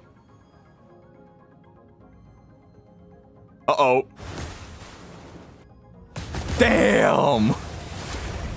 Holy shit, that's insane! It seems you've reached a deeper level of connection with the elements. I wish, bro, I wish! Can we upgrade the Traveler after this quest? After this quest? How long has it been this time? Long enough for you to lose yourself in your training, which is a good sign. Relentless practice with the elements has drained all your strength, but it's also what allowed you to make progress. Get some rest. When you wake up, we'll proceed to the final stage of your training. Oh, please, I beg of you, not cry. Make it more so that the Traveler uses more elements more often at the same time. Don't hold back. If you wish to master the elements at a fundamental level, you must see the entire natural world. Nature in all its places and forms. That is part of what it means to be a Traveler. Does that mean that in Not Cry we will learn to switch elements like at will? In our menu at least, not through the statue of the seven. Lord. More dreaming, more dreaming. Actually, I don't want to. Get me out of here.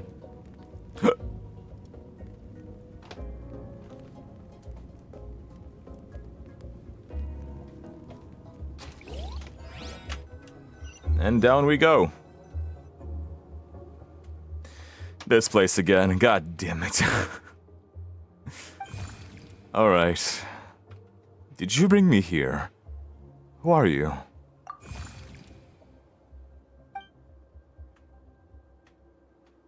Well? No response. The strange creature just floated away. What is this thing? What is it doing in Skirk's inner world, and where is it taking me this time? Maybe it's like, I don't know. It's similar to her childlike self. It's quite similar. What is the secret to power? Oh, that's him! Sir Logi! Oh, he looks sick. And he sounds normal. Longing. Hatred. Self-preservation. No. It is fear. Fear? The fear of losing those you love. The fear of watching your home burn. Fear of loneliness. Fear of death. But honestly, I don't sense any fear from Skirk. That's an interesting mentality from him. I wonder if he's speaking from experience. I wonder if that's the reason why he decided to become a sinner. But if that's the case, why didn't he help? If that was his motivation, like he was scared of losing his home, so he decided to take the matters into his own hands, become stronger and defend it, why didn't he? Fear is the source of evolution. It forces humanity to adapt to their environment and overcome hardship. It is in the process of prevailing over our fears that we surpassed first ourselves and then the rest of the world. Interesting. That fear is now part of you. It calls on you to evolve. And it is time to answer. To evolve. Does that mean Certology came to this world?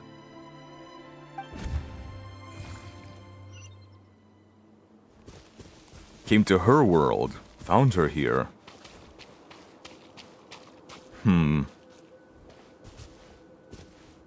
I don't know.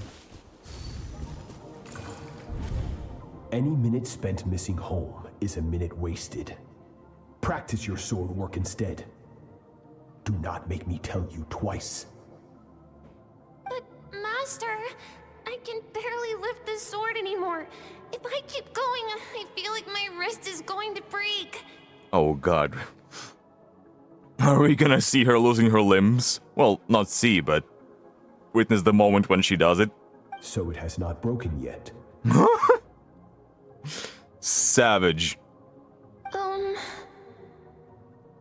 Then pick up your sword and keep practicing until it breaks. I want to hear the cracking and splintering of bone. Jesus Christ. What the fuck? After all, bones can always be reset.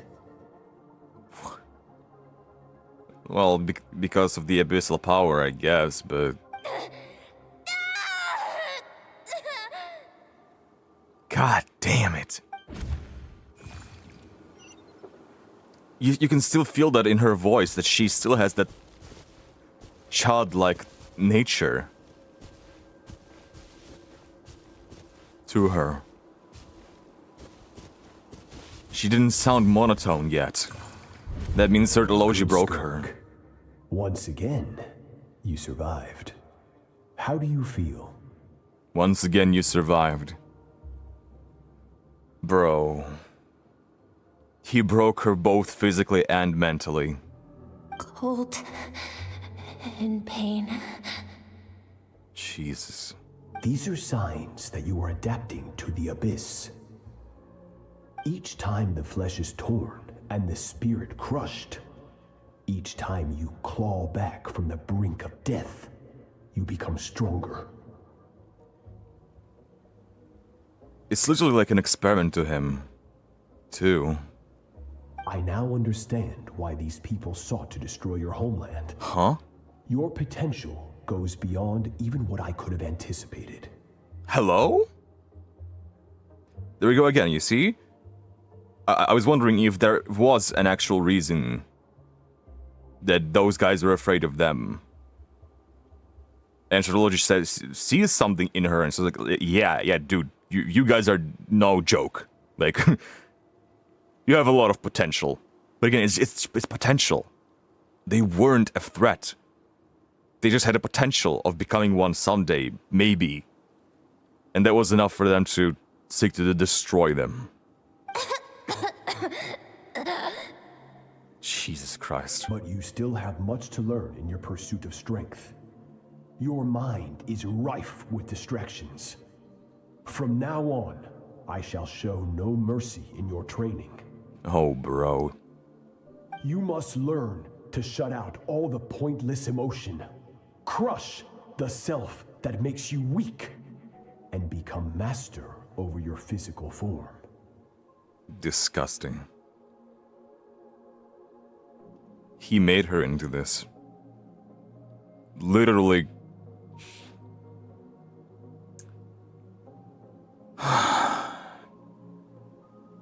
Literally a groomer. Pointless emotion, crush the self that makes you weak. Literally become a tool. Get up, Skirk. Wipe the blood off your face. Cut away the rotten parts of your flesh. Ugh. And mend what is broken. Then take up your sword.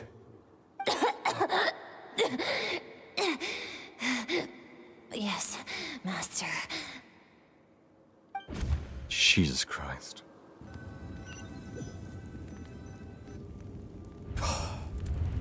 The dream is over, but I can't get that suffocating, oppressive feeling out of my head. I have so many questions about Skirk's past. Where does she come from? What has she been through? What has she been through? Hopefully you got some good rest. Skirk said to tell you that she's ready to start the final stage of your training whenever you are.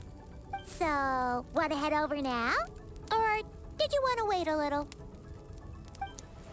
I really want answers, but right now it's vital that I complete my training.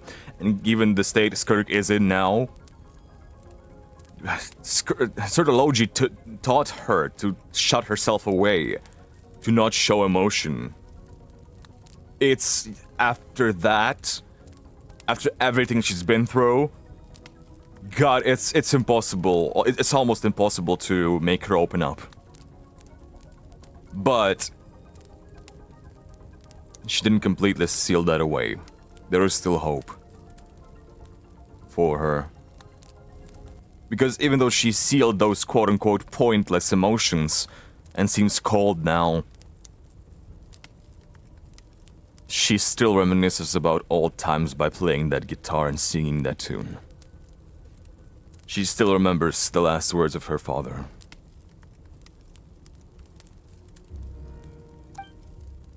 Once that's done, I'll find a chance to talk to her. You sure you will? I sure hope you will, at least.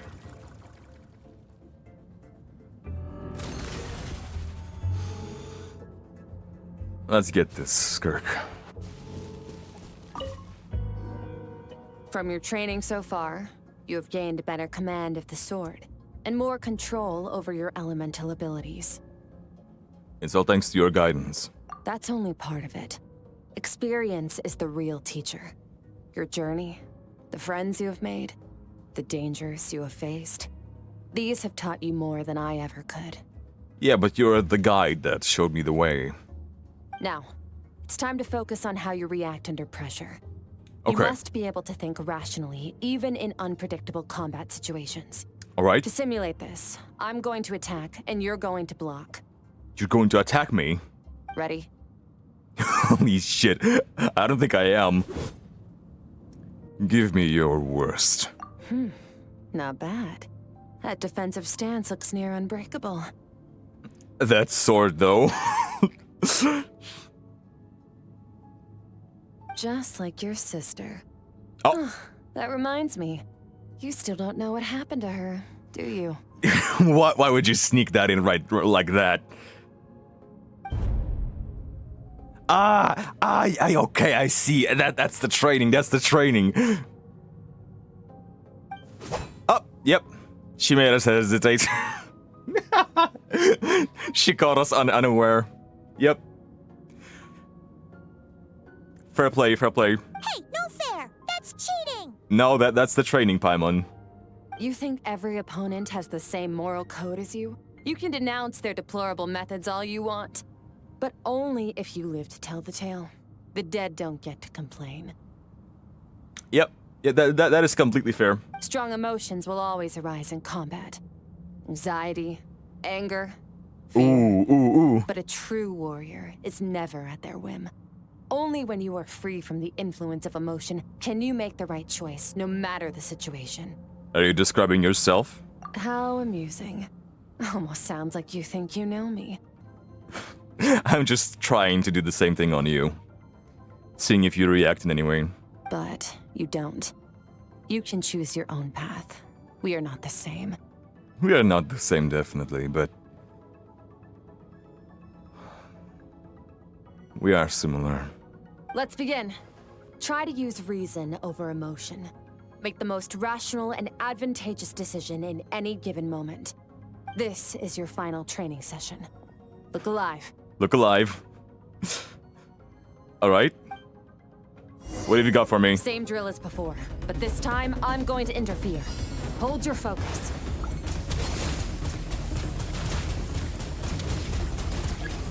Water jet! Oh, I see. Oh my god. Her spear.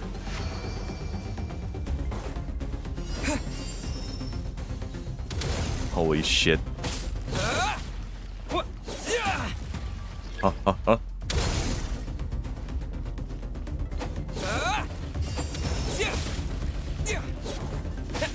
Ah, shit, didn't notice.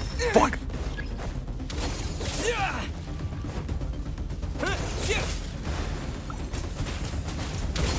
Ah, damn it. Okay. I see what it is. I see.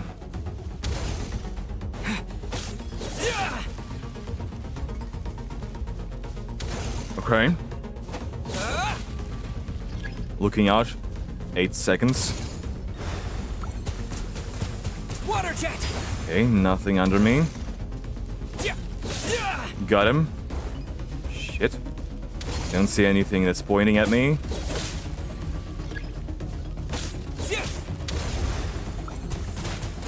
Water jet. Nothing under me.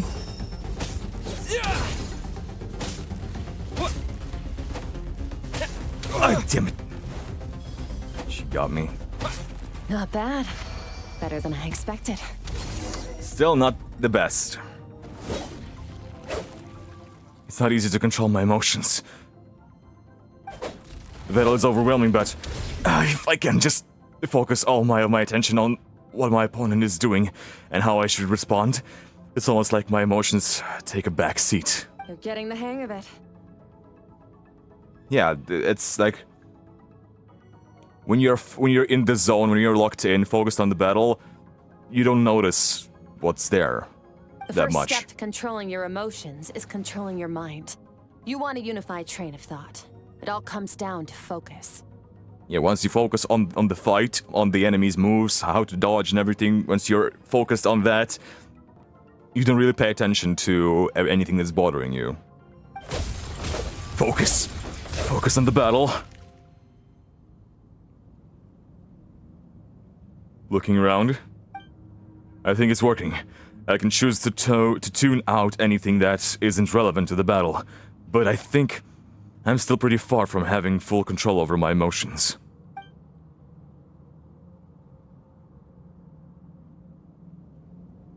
Your mind is rife with distractions. From now on, I shall show no mercy in your training. The shadow. You must learn to shut out all the pointless emotion. Crush the self that makes you weak, and become master over your physical form. Skirk went through this kind of training too, didn't she? How merciless does the training have to be to make someone substitute all emotion for pure reason? Nice dodge. Stop. Let's pause here. One look, and I can tell your mind has wandered. That's to be expected. There's a limit to how long a human being can concentrate on one thing. Staying calm and focused sounds simple in theory, but in practice, it's more demanding than sword work or elemental abilities. Yeah, it gets a bit monotonous now, so I have more important things to think about at this moment. Skirk is right. Now that I've stopped, all the emotions I was suppressing are rushing back to the surface. Pain, exhaustion, frustration, doubt. But exhaustion is the main one. I feel like I could fall asleep on the spot. Get some rest. No point training further if you're already dead on your feet. Like I said at the beginning, the only goal of this training is for you to reach a point that you're satisfied with. And that's such a huge difference between her and Sir Logi. He was pushing her until she was breaking her limbs. Never once did she do anything of the sort towards me or child. Ajax.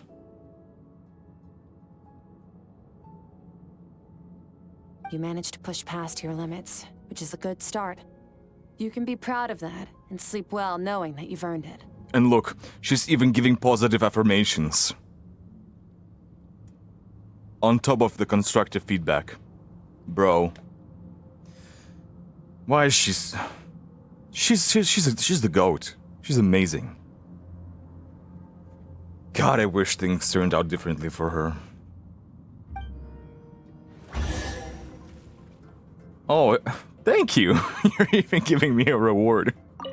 Warriors will train day and night to perfect their skills. But when the battle comes, their fate may be decided in a matter of minutes. One mistake, one moment of hesitation, and just like that, all their blood, sweat, and tears were for nothing. You need to push yourself to perfection, or you might not even live to regret it. Oh.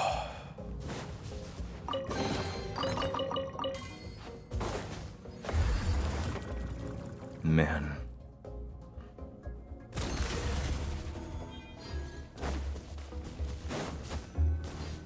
Bai's just probably wondering, where the hell are we?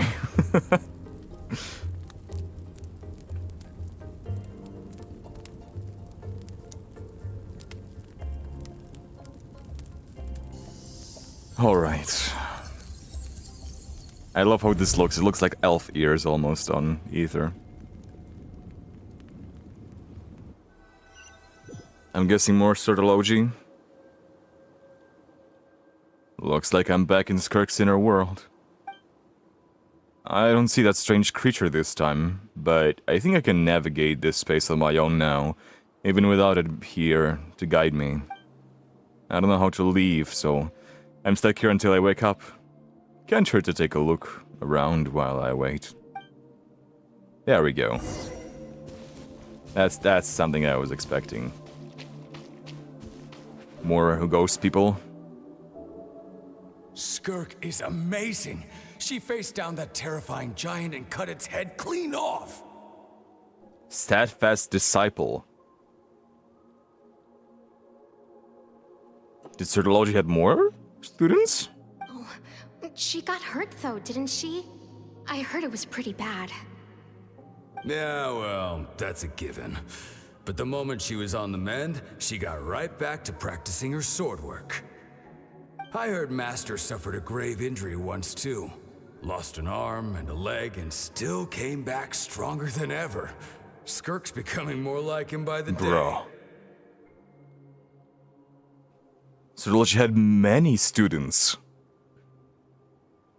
Not just Skirk. Incredible. I wonder if I'll ever reach their level. They're always so resolute, so unshakable. That, I did not expect that.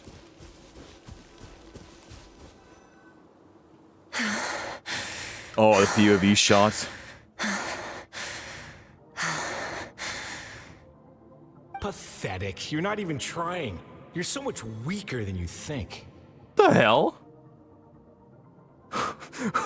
Who are you, bro? Who asked? Skirk, have you become a positive light in this world? That's the mother. Oh shit. The doubts, the emotions. Do you even remember how many of us perished in that fire? Oh. How many bodies were left to rot on the scorched earth? Yet you alone live on. Jesus Christ. It's been tormenting her. Again, survivor's Keep guilt. your gaze fixed on your blade. You don't deserve to rest. You don't deserve to... Jesus. And you know for a fact that's not what they would say. You know for a fact they weren't that kind of people. But her mindset is fixated on it. That's what she thinks they would say. That's what she says to herself. I have so many questions. I just want to jump in a spaceship, explore the whole universe, and get answers from the stars. I just need to wait till I'm grown up. Then I can do anything.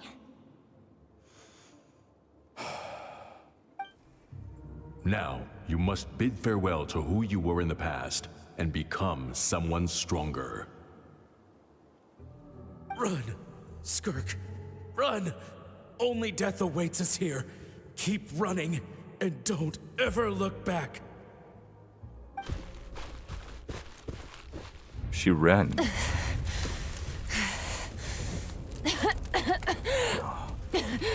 Hallucinations. Oh.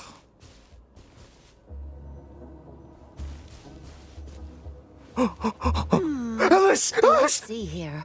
First things first, you need a new identity. Brother! Huh? They were discussing stuff with T. A new identity. Going around telling people you're from somewhere beyond the stars won't do, now will it? How about saying you hail from beneath the earth instead? Bro. Bro. That's the reveal. Okay, they are using the same teacups, tea set. You don't come from beyond the stars, you come from beneath the earth. As the Conrian saying goes, venturing out into the universe and down into the abyss are the same in that both are braving the dark unknown. Well, I'm a visitor on this planet, so I'll follow the rules. A visitor. A trespasser. Ah, splendid. That saves me quite a bit of trouble. Let me offer you a piece of advice in return, although it might not be what you want to hear. Oh? I know the pursuit of strength is important to you, but taking a moment for yourself every once in a while is never a bad idea. W. Alice, bro. W. Alice, looking out for them. We don't deserve Alice in this world, bro. Thank God she exists. What would we do without her? Ignore her existence for too long, and there will come a day when you can no longer hear her voice. Her? Ignore her existence, you will no longer hear her voice? Her? Who? Her inner self, I guess. Her inner self. So long as you ignore yourself, your emotions, there will come a time where you won't be able to hear yourself, your inner self. You will lose yourself. You will no longer be who you once were. Or W. Alice. Alice, you're the goat. Oh my god. Who cooking? Huh. She cooking. The gym is over. I can hear the crackling of a fire in the distance. And there's a fragrant aroma in the air. Grilled meat. You're awake! Jesus. Paimon. Don't be a jump scare. You must be starving, right? Ta-da! A barbecue feast just for you. Yeah, I'm starving. Of course you are. That's why Skirk and Paimon got this all ready for you. Dig in before it gets cold. So you're best friends now. Ah, well, if you're around someone long enough, it's bound to happen. Plus, It's like, yeah. Skirk can cook. So, Paimon decided she can forgive the whole Ice Queen thing. Paimon's not one to hold a grudge. They're besties now. Look at Paimon being so smug. She's like, yeah, she can cook. Skirk can cook. Who lets Skirk cook? Here's an idea. Let's save the chit-chat until after the meal. You're also ready to go? But you're open for a chit-chat. You all dig in and make quick work. So full. You're barely even floating anymore. Okay, it's Paimon's turn to sleep now. Go ahead. Wake her up when it's time to go. Well, let's have a chat, shall we? Not even good news. Not even taking a seat? First, your training is complete. You have what it takes to wield immense power. Now it's just a matter of putting it into practice. Continue to learn from your journey and hone your skills against formidable opponents. Oh, I'm sure we will. Not cries coming. Count your days, Dotori. Second, I've located the culprit we've been searching for. Ooh. Next, we just need to retrieve the missing part of your soul, and our business will be concluded. Thank you. That was a lot faster than I expected. When Ajax trained with me, he once told me he was bursting with questions. So I allowed him to ask me 3 of them before he left. You and I may never meet again, Traveler. No, So don't if say there's that. anything you want to ask me, now's your opportunity. Just like Ajax, I'll answer 3 of your questions. After spending time in Skirk's inner world and witnessing her memories. By the way, I'm not sure if we should be saying this in our head. Because she clearly can read our mind or something. There are so many questions I could ask, but the most important one is... Are you really from Teyvat? Okay, not the angle I was expecting. What makes you ask that? I'm sorry I didn't tell you earlier, but while we were dream mirroring, I think I saw your memories. She was not expecting that. I was wondering when she said, like, I'm paraphrasing, don't think like you know me. I was wondering if she knew at that time that we have seen something inside. It's the first time I've seen Skirk break her composure. I guess it really took her by surprise. I knew that was a possible side effect. Closed off my mind to you for that exact reason. Even with the dream mirroring, you should have seen nothing but endless darkness. Well... So, Skirk didn't share those memories with me on purpose, and in fact, she tried her best to keep them from me. Wait, speaking of endless darkness, on my first time there, that was all I saw, until that strange creature appeared. Yeah, someone guided us through that space. She didn't consider them, whoever they are. I'm thinking either it's the her Alice was talking about, her inner self, that child wonder, what I'm assuming, or maybe a spirit from her past, like, I don't know. I'm guessing it's her child self. Whatever. Must have been a flaw in my execution. I shouldn't be too surprised. Due to some recent circumstances, my self-control has been lacking as of late. Probably also why you were playing the guitar. Since you've seen what you've seen, there's no reason to hide the truth. All I ask is that you keep it a secret. No problem. No, I'm not from Teyvat. I'm from a different planet. And there was a time when I journeyed through the stars. A lot like you in some ways. So she knows. She knows about us not being from Teyvat. She knows that we are a descender. Like me? Do you mean you're also a descender? No, we're different in that respect. You're influencing the fate of this world. But me, I'm just passing through. Several hundred years ago, my master, Sertologi, opened the border between worlds and sent me here. Yeah. But this is not my home. And one day, I'll return to the vast unknown of space. So, there you have it. On to your second question. And after seeing what we saw, I'm guessing I know what her goal is, what her motivation is. Is that not just to leave this world or defeat Sertologi. It's to gain enough power to go out there into the space and find those that did that to her planet. So I wonder if in that teaser when she was standing like on the ground and saw a planet in the skies, I wonder if it was either Teyvat or it was her home planet, or what was left of it.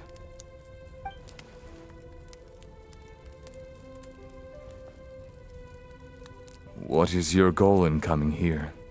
To become stronger. I assume so. For certain reasons, I need to bridge the power gap between me and my master as quickly as possible. But first, I need to understand the source of his strength. To do that, I need to follow in his footsteps, walk the path he once walked, and somewhere along the way, I'll find out how to defeat him. That is my sole focus and purpose. So she found this powerful being, or they found her, sort of Logi. He started to train her. She sees how strong he is, and she wants to surpass him, surpass her master in order to achieve her goal. Okay. You have one question remaining. That was such a... exhausted, okay. Okay. You know, it wasn't stern, it was kind of relaxed even. Skirk's goal is to defeat the Foul. I can hear how serious this is for her. I wonder what those certain reasons could be. But given how quickly she blazed through that question, I doubt she wants to talk about it. I have one question left. What should I ask? You make it sound so easy. Ever since the incident I experienced there, I've never stopped searching for Master Skirk and that unknown abyss. Are we gonna use it as a favor for Child? But it's been years now, and I've still found nothing. Huh. Maybe I should take this opportunity to get Child some answers. Returning the favor. Well, your last question? Hey, don't rush me, okay? You know Child is looking for you, right? Are you going to let him see you? Ajax. His situation is different than yours. Before you ever crossed paths with me, you'd already encountered many formidable people, studied their techniques, and developed your own skill set. So, during your training, all I had to do was build upon that foundation. Yeah. But Ajax was so young when he came to me. A complete blank canvas. Children can't help but imitate their role models. In the long run, that would only hinder his growth. Oh. So she doesn't want to appear before him. So he doesn't follow her path. Once Ajax has enough strength in his own right, I will allow us to meet again. Until then, let that motivate him to reach his full potential. I see. That was a calm and calculated answer, and it's like she was talking about something entirely mundane. I don't know why, but I'm not buying it. She makes it sound like the decision has everything to do with Child and nothing to do with her. But what does she actually feel about it? Because she's suppressing it. She's suppressing those emotions too. She said utterly that she has no connection to this world and she's not planning to have connections in this world, but she already has them. Child is her connection. No matter how much she tries to avoid it, that's the truth. There's no escaping it. The abyss is completely silent. The domain must get lonely after a while. Not to mention, she said it's been hundreds of years since she arrived in Teyvat, and even longer than that if you account for how slowly time passes in here. Unlike you, I have no desire to establish a connection with the world. The weak and the lowly have no right to remember me. They're lucky they only have a few missing memories to show for it. In all that time, she never established a connection with this world. Was it really just because she looks down on the weak? It's probably a defense mechanism, because of what happened to her homeland. I'm guessing. I doubt she'd give me a straight answer if I asked. Besides, I already used up my 3 questions. She was happy to give me cold, hard facts, but I still feel like I haven't heard her true voice. Her. Like Alice said. Wake up your companion. It's time to go. Oh, and everything I just told you. Best keep it a secret from her as well. You sure? Not gonna elaborate on why that is? I don't like keeping things from my companion. Time to go. Oh, finally. Where are we headed? To where the culprit is hiding. Just follow me. I'll open an abyssal rift close to the culprit's location. It will take us to where he's hiding. Ooh, the chasm. Alright. Man. Skirk needs friends, bro. She needs more connections.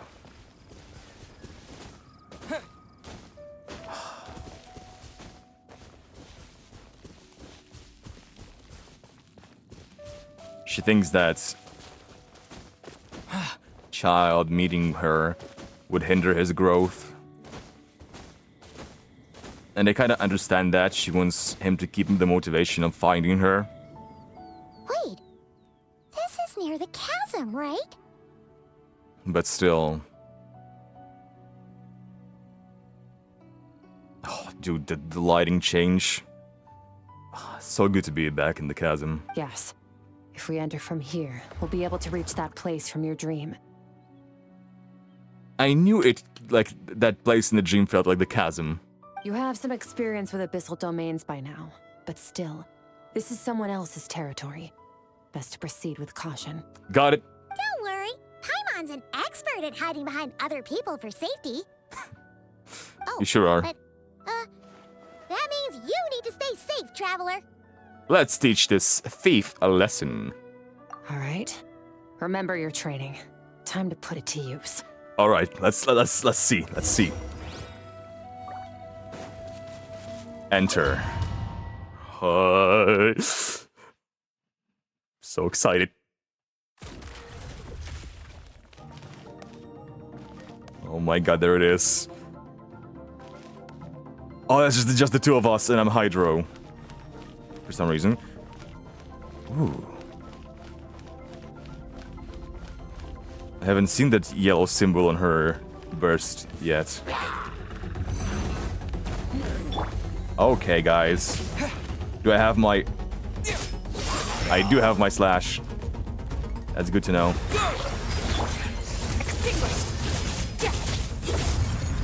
Get him, Skirk.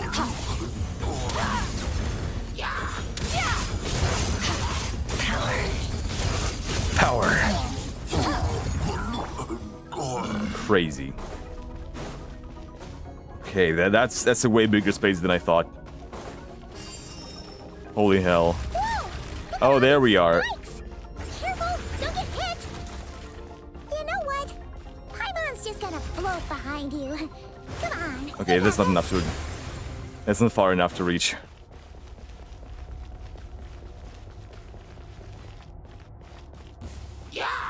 Two more of these. Come on, bro.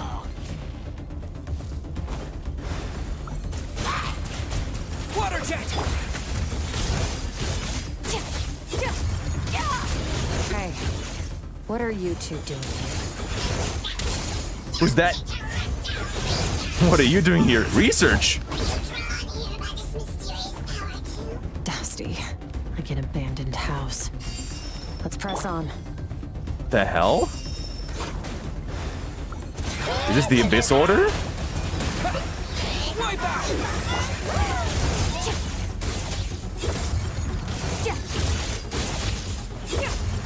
That's interesting.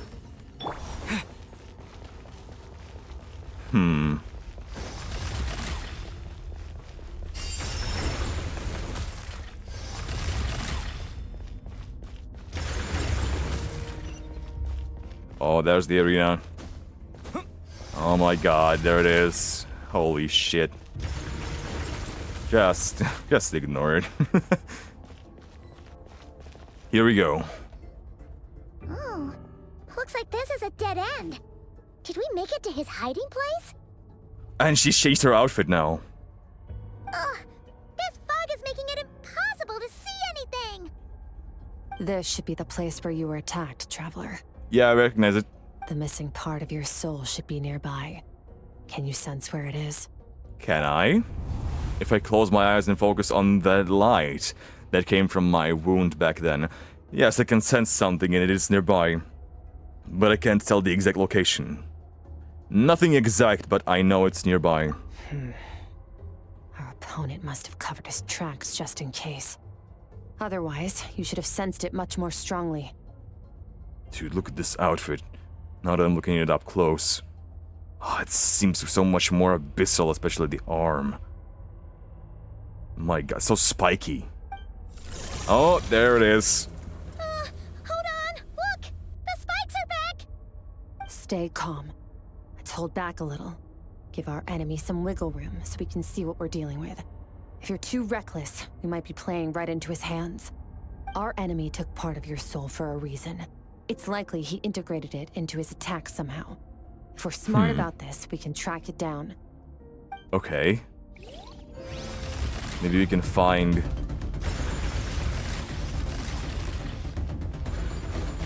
like a golden ray. Oh my god, from different directions. Insane.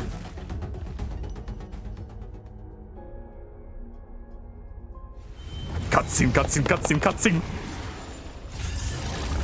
Oh, here we go. Holy shit! Oh my god! That's so sick! Ah, love the movement. Like a mermaid. From the start, the piano? The attacks have been focused on me. Trying to break through my defenses? I see.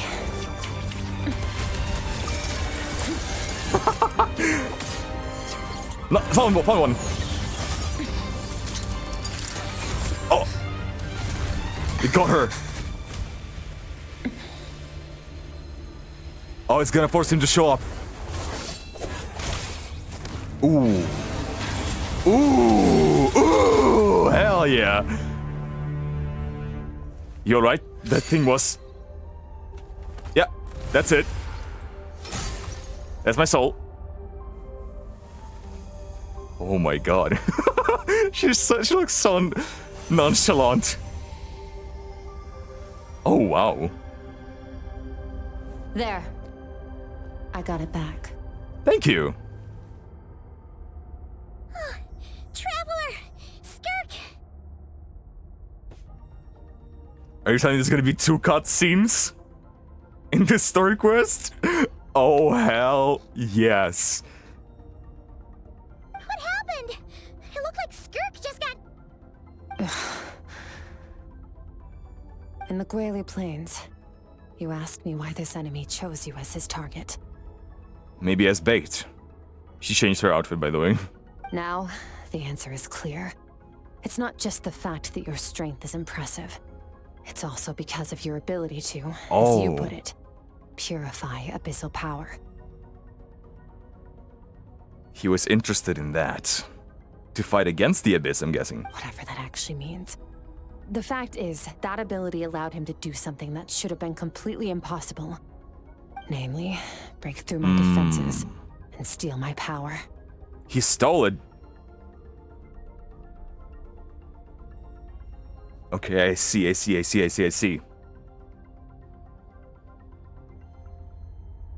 He used my power specifically to put up a fight against those who wield abyssal power. Namely like Skirk and Sir Logi. So you were his real target. He was after you from the very beginning? No. He couldn't have known I'd come to his domain. He only stole your soul fragment because he knew the value of its power. I doubt he expected it to come in handy so soon. Yeah, I guess Sir Logi is his target. Call it fate if you want. I believe that's the term they use in this world for arbitrary coincidences like this. Arbitrary coincidences. In any case, it works to our advantage. Once I realized what he was using that power for, it gave me the chance to get back what you lost. But you lost something yourself, even though I separated the connection. I'll cope. We can get it back, you know? Well, done gorging? Good. Time to answer some questions. How did you get the power of the all-devouring narwhal? Ooh! Power of the all-devouring narwhal? You recognized it. The all-devouring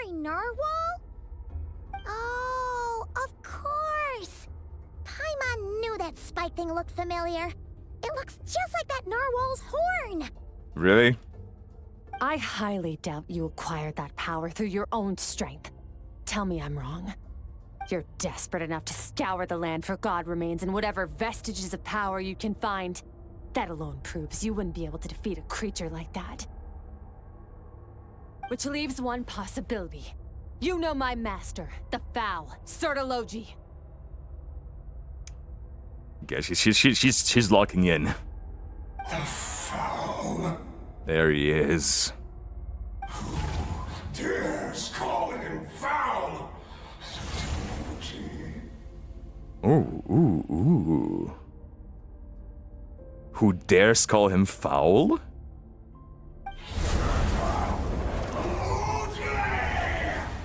Dude, this guy's pissed. What's wrong? Bit off more power than you can chew? You're struggling to hold a basic conversation. Just a little longer. I'm still... He has the same effects like Skirk with the glass. Look, it's back! Those obsessed with power will let it devour them before abandoning their pursuit. Interesting. Also, looking up close, that...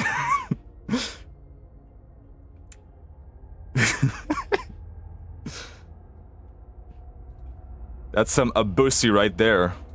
What should we do now? Keep calm and use reason to decide the best course of action. Got it. Because he clearly cannot use reason right now. He's too into his emotions right now. Skirk was stabbed by one of the spikes while retrieving the fragment of my soul, and in the process, some of her power was stolen. The culprit is hiding somewhere beyond the fog. I have a good understanding of his attack pattern from the fight just now. If we pursue him, our chances of fighting are high. But Skirk's breathing is weaker than usual. If we attack now, I can't guarantee her or Paimon's safety. It's a hard decision to make, but I think we should get out of here. Wise decision. Final victory doesn't always come after a single battle. Okay. You've got your soul fragment back, so we both got what we came for. Let the enemy draw breath while he can. It won't be for long. Sure. Get us out of here, traveler. You'll need to lead the way this time. Follow me. Shush! Oh my god, that's a lot, that's a lot. Skirk, is your shoulder gonna be okay? The wound is minor. It'll heal in no time. You should focus on getting out of here alive instead. Holy shit!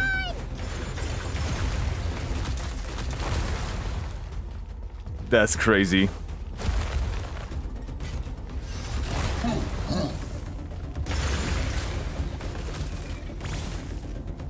Gotta dodge, gotta dodge, gotta dodge. Oh my god. Shit. Looks like this place is about to collapse. No stamina, no stamina, no stamina. So, this guy's power has something to do with the all-devouring narwhal. Did you know that all along, Skirk? I had my suspicions. That's why I decided to investigate in the first place. But suspicions only get you so far. I needed to verify it for myself. Huh. Interesting. The plot thickens. This guy's really petty about Sertologi being called a foul for some reason. Phew. Oh, we should be safe here, right? I no longer sense his presence. Can't have followed us out of that abyssal domain. Weaklings like him will find that my power is not so easily controlled. He won't be leaving that place until he's managed to digest it. So he stole her some of her power, and now he's trying to maintain that power within him, but it's a bit too great for him. The all-devouring narwhal. With its power, he even managed to steal from you, of all people. When did he steal from the narwhal? You seem surprised. I suppose that's fair. If I've seen but a fraction of what that whale is capable of. Oh. That gaping maw could swallow a planet whole. Yeah. Yeah. It's called devouring for a reason. It's called the all-devouring narwhal for a reason. Devouring is what it does best. It can extract power from anything, dead or alive, as long as it manages to make physical contact. Not the rain. Yeah. When we had our run-in with that thing, Neverlet mentioned that it has an instinct to devour. Your dragon friend recognized the nature of Your its dragon enemies friend. and used the power of Hydro to protect you. That worked because it was in a satiated state, so it was somewhat less aggressive than usual. Bro. Yeah, you fought that thing, but it wasn't using its full power. It's a different story when it has no more power to feed off of.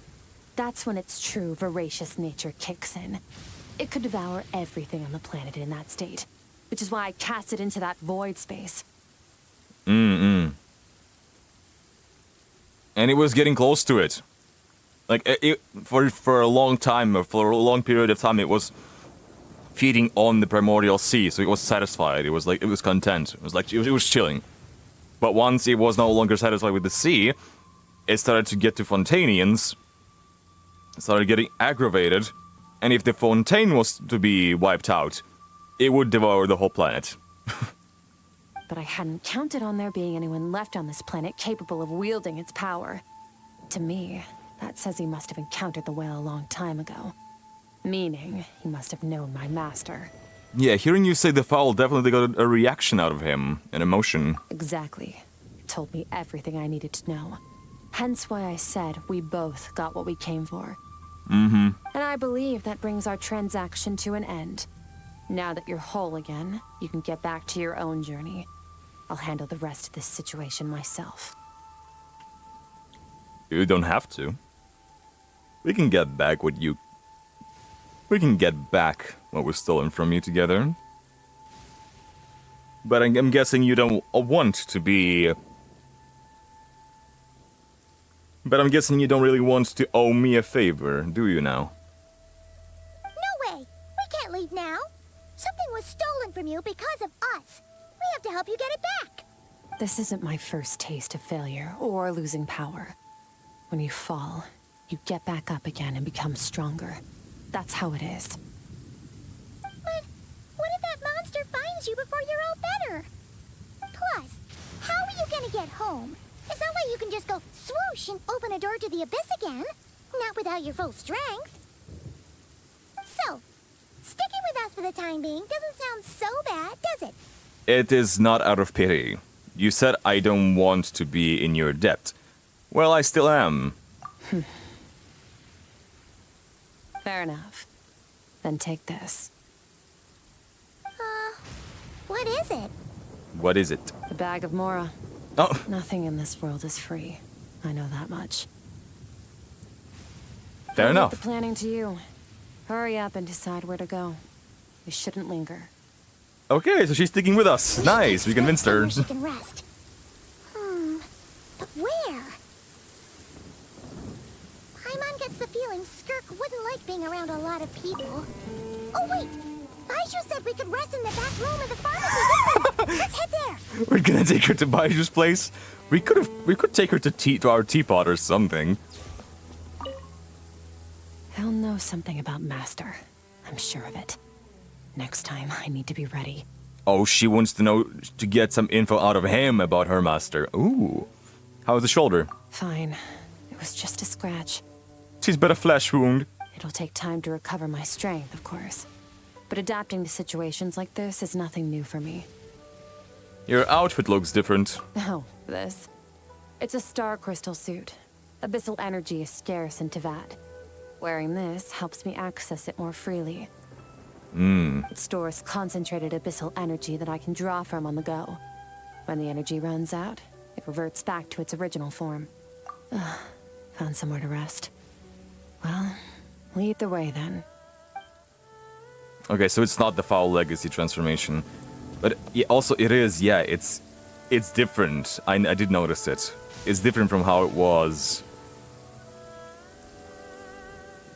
So she has 3 different outfits. Well, not completely entirely different, but 3 different looks. That's cool. I wonder how much longer this quest is going to be. Huh. This bag from Skirk has a ton of Mora in it. How much are we talking? Does she have a job or something? Wait, no. After what we saw at Wamin Restaurant, that seems impossible. Can you imagine? It would go something like... Yeah. I'll be collecting my paycheck now, boss.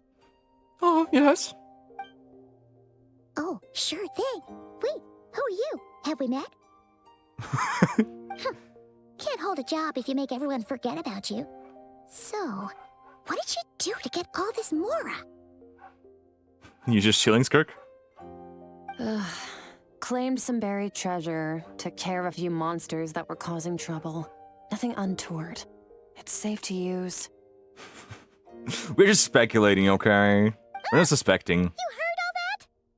A sonorous voice like yours is hard to miss. Someone said I it. wouldn't be surprised if the sound of it traveled to the nearest mountaintop. Someone had to say it. Tell it like it is. Then, did you by chance happen to hear Paimon's little, joke earlier? You mean when you called me Frosty the Lavender Melon? Guess you did, huh? Paimon's whispering needs some work. No, sorry. Paimon totally misspoke just now. She didn't say that at all. It was, a Paimon lookalike. Yeah, she's a piece of work, that one. Always impersonating Paimon and giving people weird nicknames. You're digging your own grave. Okay, fine. The truth is, Paimon didn't like you all that much at the start. She's so glowy. Things are different now. You helped the Traveler in a big way, so... What do you say? Friends? Friends? Friends?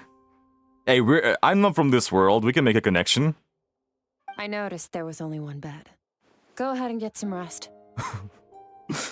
That was the plan, yes. I brought you to the place with one bed for a reason. Wait, what about you? I don't get tired, and I don't need rest. I'm going to practice my sword work. That should help me regain some strength. But your shoulder... Hey, don't just leave! Join anytime. Whatever. Let her tire herself out. She'll come back eventually. She'll come crawling back. Let's get some sleep, Traveler. That comfy bed is calling, Paimon. Go ahead. Skirk is stubborn. Even if I try to convince her to take it easy, I doubt she'll listen. Paimon is right. Skirk will stop and take a break once she gets tired. I hope. I should just get some sleep. I wonder if I'm gonna get a dream again. Oh. Oh, she's regenerating, I think. The abyssal power. Skirk? Of course she's acting like she didn't just get stabbed in the shoulder. Huh. Something feels off with her, though.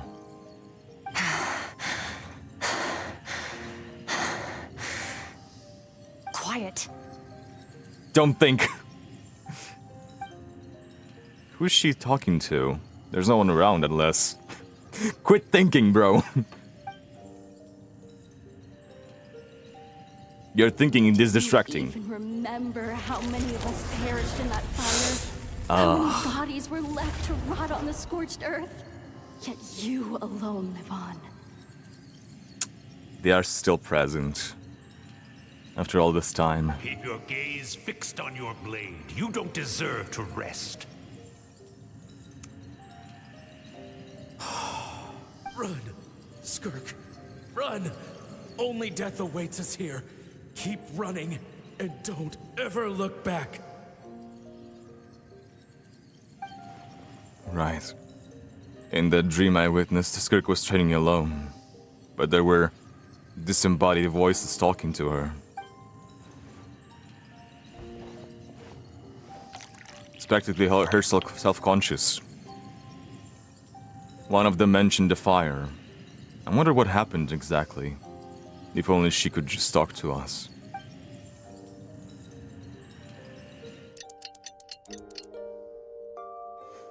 We gotta be patient.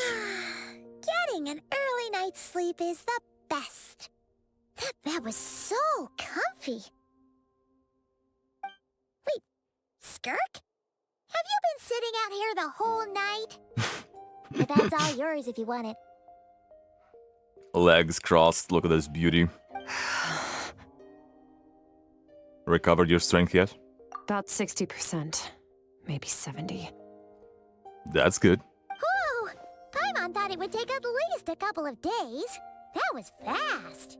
No, not fast enough. That's 20% less than last time. Same training regimen, same intensity. Nothing felt different, but somehow the outcome fell short. Maybe it's because of the spike that stabbed you? No, I think the problem's with me. I need to meditate for the next 2 days. Deep introspection should help me find the issue. Ooh, sounds intense. We'll watch over you in the meantime, then. You can always talk, by the way. It's always... Well, most of the time it's great to have someone to vent to. That usually helps you identify what's bothering you. Thanks. See you in 2 days.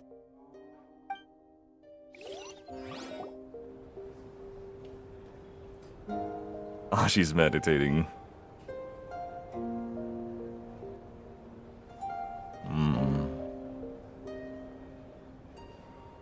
We're just hanging out around her.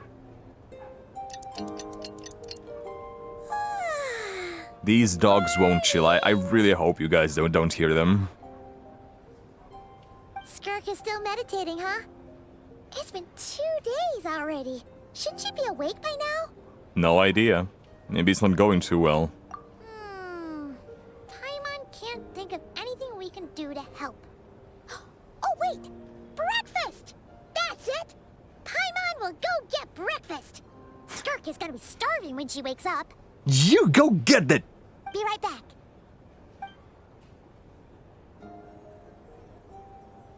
So hardworking. Skirk looks so serene. Almost like she really is asleep. Oh!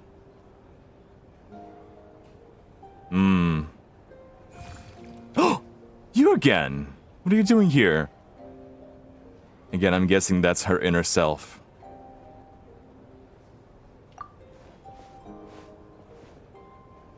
Calling for help, maybe.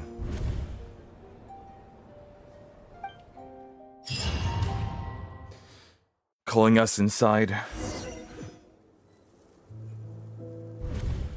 Oh my god.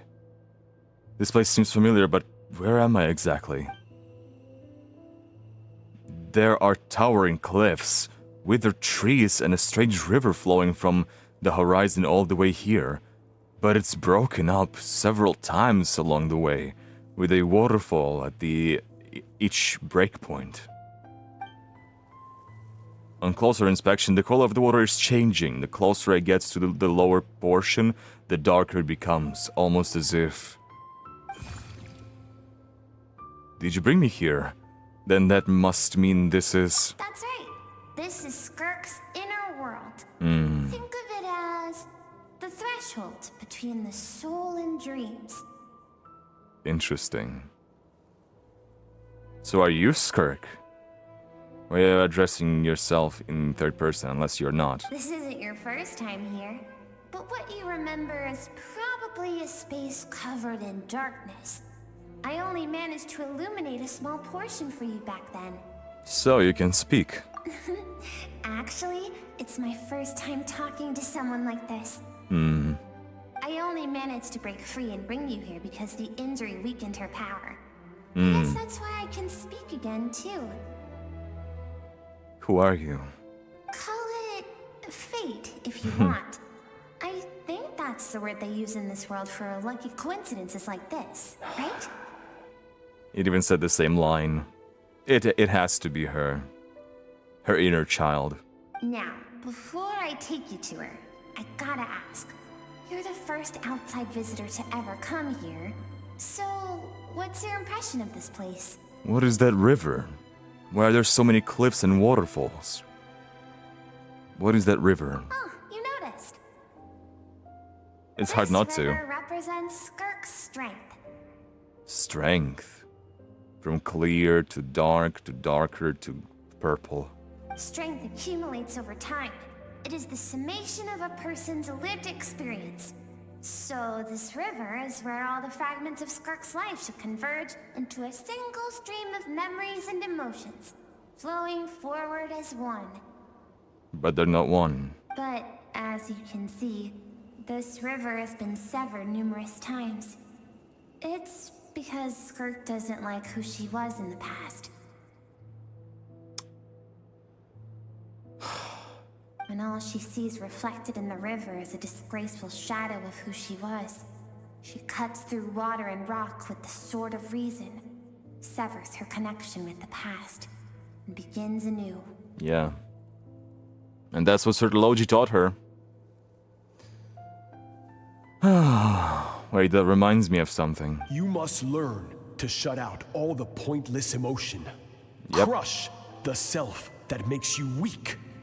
And become master over your physical form. This isn't my first taste of failure or losing power. When you fall, you get back up again and become stronger. That's how it is. I see. So it was Sir Logi who taught Skirk to replace all emotion with reason. And since then, it's been a constant process of abandoning, refuting, and erasing her past self. I suppose that's the secret to her strength. But it's such a sad thing to think about. What has she been through? Why does it have to be this way? The answer to one mystery invites another question, I see. Let's follow the river upstream. There among the cliffs, among the memories etched into her heart, lies the truth of it all. Soon, you'll understand everything. Promise? Let's see. Show it to me, then.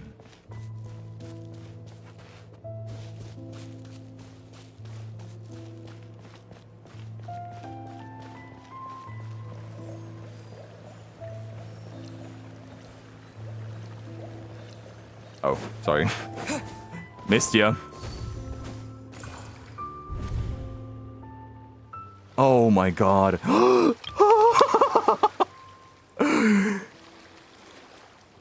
He sees that she was there.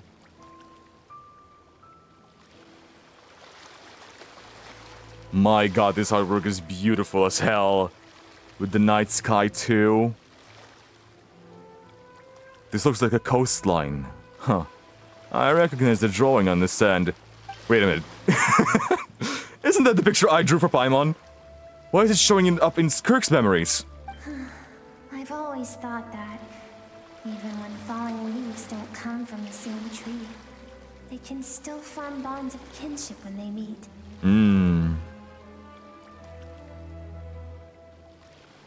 Kinship. Like meteors, you both made a journey through the stars.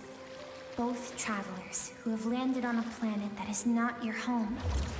Yet, when she first noticed your presence, although she hesitated for a moment, she still chose to walk away, indifferent as ever. Why? If I think about it, it's not surprising at all. After what happened at One Min Restaurant, it's obvious she prefers to disappear from other people's lives. Not just this world's. She hasn't seen Child in years either. I doubt she has ever made a connection with this world or her own volition. I doubt she has ever made a connection with this world of her own volition. What I'm seeing now is a microcosm of her entire life. Seems like you've answered your own question. Skirk sees herself as a trespasser in this world. She's made a conscious choice to avoid altering its path. But the reason for that decision stems from events much earlier on in her life. She didn't make the decision for herself. She was forced to make that decision by Sir Logi. He shaped her to think that way. Let's keep going. It's still a long way to the source of the river. And it's because she wants more power. And it's probably, I'm guessing, is because of that hatred.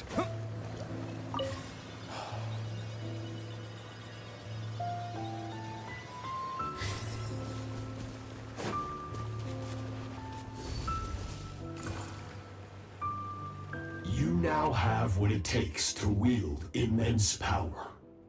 From this day forth, I shall teach you no more. No one can become a worthy warrior through imitation alone. I have given you fangs and claws. Now, you must learn to hunt. I see. And she's doing the same thing with Child. She taught him and she let him go. Because she's teaching him the way she knows how she was taught. But at the same time, she's not. She improved on it. She does not wish what happened to her to be inflicted on anyone else. Even in her current state, she's still an extremely kind person. You wish me to travel the world beyond on my own, Master? Indeed. Make new friends. Make new friends. Embark on your own journey. And piece together a new future from the shattered remnants of your past. Well, that's at least a good wish, I guess. But she doesn't do it. She does not make new friends. We will still have contact through the abyss. But know this. One day, I will take the life you worked so hard to rebuild and reduce it to ashes. Just like the fire that haunts your mind. This shot goes so hard right now. Holy hell. That's that thing that was inside the whale. And there's a spider web behind it. And there's that void symbol inside it. Also, this helmet looks really similar to who we saw in the trailer, in her trailer. That shadow with an eye and horns, but this one doesn't have two horns, only one. We will still have contact with the Abyss, but know this. One day I will take the life you work so hard to rebuild and reduce it to ashes, just like the fire that haunts your mind. What's the point then? Said, yeah, keep going. But I'm gonna come back and I'll take it all from you. It's like a deal with the devil. Why do you do that? I have told you before. Fear is the catalyst for human evolution. He implanted that fear inside her. That he will come back and take it all away from her. So she tries to become stronger, to be even stronger than he is, to protect her future. You have tasted loss. You have known fear, so deep it can be felt in the bones. And Sir Logi is capitalizing on it. But I'm not sure for what purpose. What is his reason? But as living beings, we all have an instinct to detach from that which harms us. And thus pain dampens over time. And the acrid taste of fear becomes but a distant memory. Yet now, I have bestowed upon you the gift of fear eternal. It will drown you in the nightmare of your childhood, or it shall drive you to defeat me, whatever the cost. So she's still following his footsteps, his guidance. He drove her to be afraid of him, to defeat him, in order to grow and evolve in the future. That's like his final lesson to her.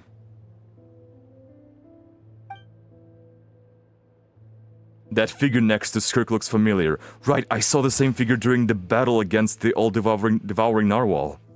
That is what Skirk's master, the foul Sertologi, looked like at one point in time. At one... Whoa, that's actually him?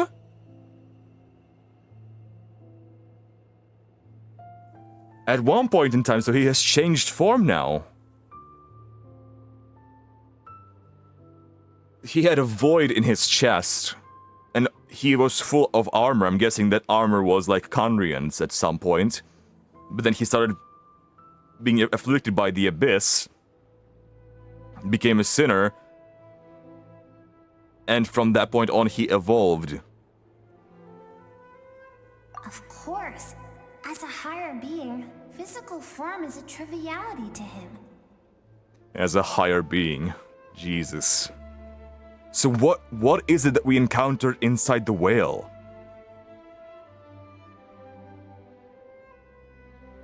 It's definitely not Sertologi, but is it like... Huh. I don't know what that was. He could appear as a beast, a human, or even a monster that defies description. The form you see him in here, clad in abyssal armor, is the one he usually wears when traveling through the stars. Oh my god. Okay, that would be so lame if it turns out that we were fighting Sertologi all along inside the whale. That would be a bit lame. I want it to be like it's his image, it's his mirror inside the whale. Like the part he left in the whale or something, I don't know, some kind of explanation like that. But not like actually him.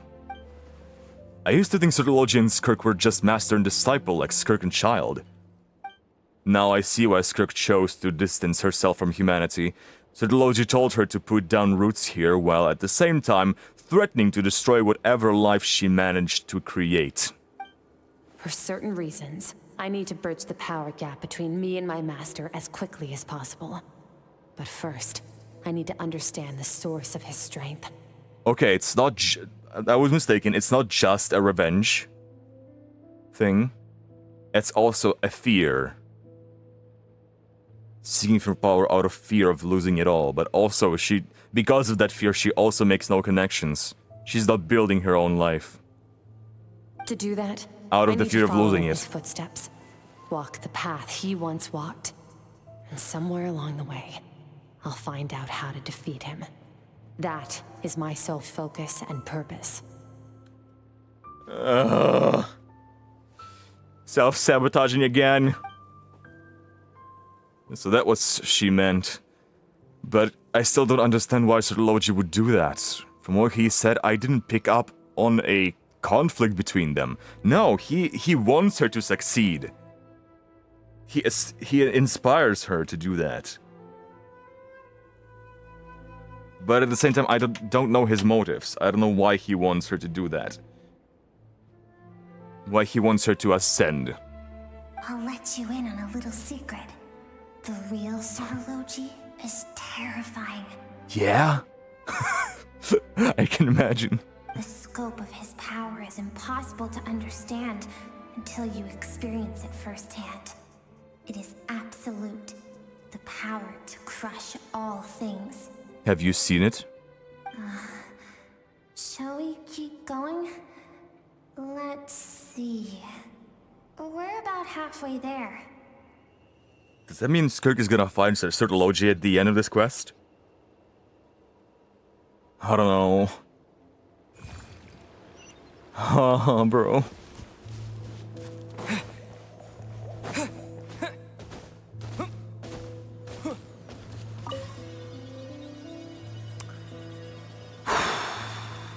We're almost at the top. Still 2 more, and we're there.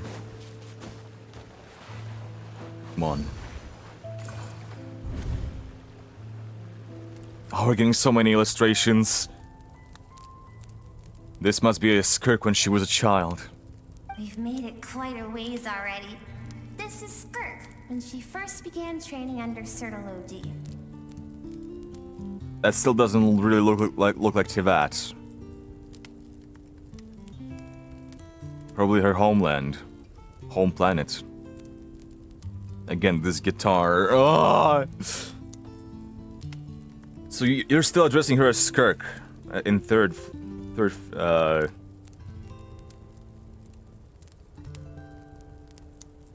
person. Are you not her? Her childlike self? I have set your broken wrist. Tomorrow, you're to train twice as hard. No tears this time. Good. Attempting to garner sympathy through tears is a habit of the weak. A pitiful, useless ploy. Can I ask a question, Master? Why did you save me? I keep thinking, maybe it would be better if I had died. I wouldn't be I would haunted by imagine. that fire all the time. I wouldn't have to go on like this. I saved you because I have a plan for you. So he does have a... Bro. It's definitely his figure. The hat is similar to what we've seen in her trailer. It's definitely him, but he looked more like a beast there, not like a human. He looked like a beast. Like a dragon, almost. Bro, I love this composition.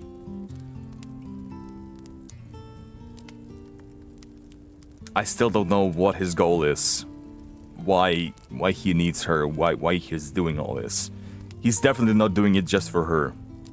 It has been too long since I fought a battle that demanded my full strength, Ah. and I hunger for it. Every so-called genius and prodigy I have faced has crumbled like sand underfoot. Before me, even fate bends the knee. Interesting. So he wants her to surpass him, to fight him. So he finally meets a worthy opponent where he can go all out. Bro, you're a sinner. You what? You wanted to make her your equal, so you have like a sinner type battle? What would that even look like? So, I will teach you everything I know. Train you by whatever means necessary. In the hope that one day, you might surprise me. For his own entertainment. But I don't want to draw my sword against you, Master. What you want matters little. Among the boundless sea of stars, the cries of the weak are but faint murmurs that disappear into the void. You of all people know that well. AKA, bro, what you want doesn't matter. What matters is what I want. I want a strong opponent and I will get it. I don't care what you want. Bro. He literally manipulated her into becoming what he wants. Just for his own entertainment.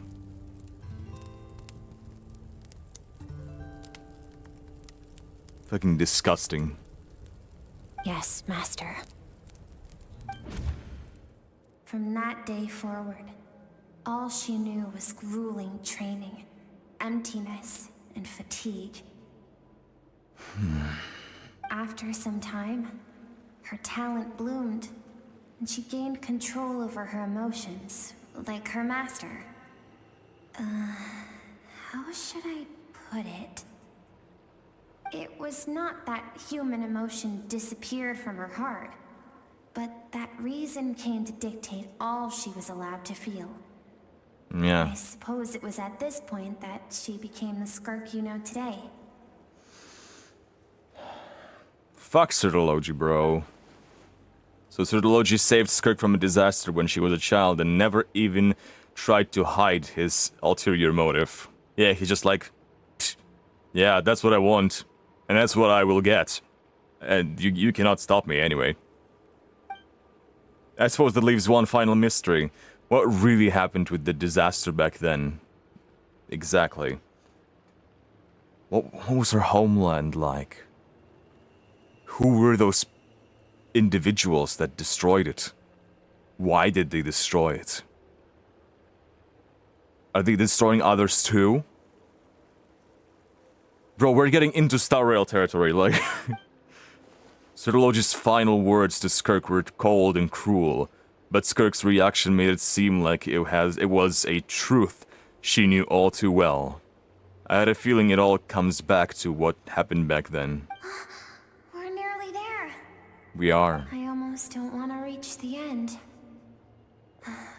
Well, shall we? This is the final stretch.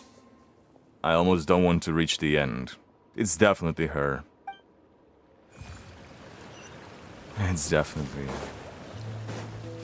It definitely is. Let's go, little Skirk.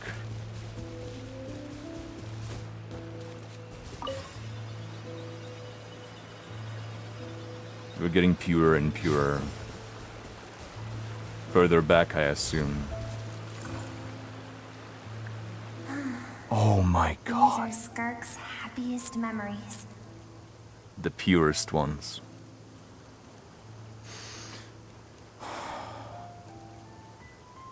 That was the world? My god. So bright. It reminds me of Mondstadt. What a simple and carefree time it was. Wisps of clouds dotted the sky. The sun bathed everything in golden light. And when song filled the air, not even the shyest of flowers could resist swaying along. This is Skirk's homeland. She was so curious about everything as a child, always skipping school to go exploring instead. There was so much to discover. The treasures at the bottom of the sea, the secrets beyond the stars. And that merchant ship packed with adults wearing those strange clothes. Are we gonna see them? Yes, the ship. That was the beginning of the end. The spaceship. The merchant ship. It was Please show it. Please. When it arrived, the people that disembarked wore smiles on their faces and spoke of friendship.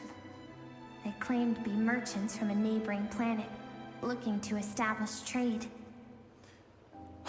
Despicable. Skirk's parents, her relatives, her neighbors, everyone welcomed the newcomers with open arms and allowed them to explore the planet.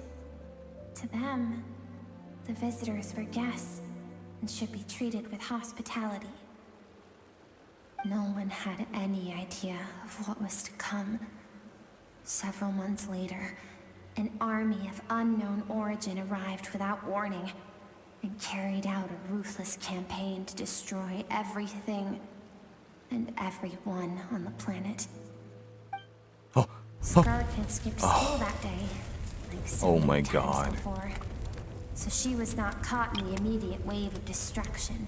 Holy shit. But when she came home that day, only fire and ruin awaited her.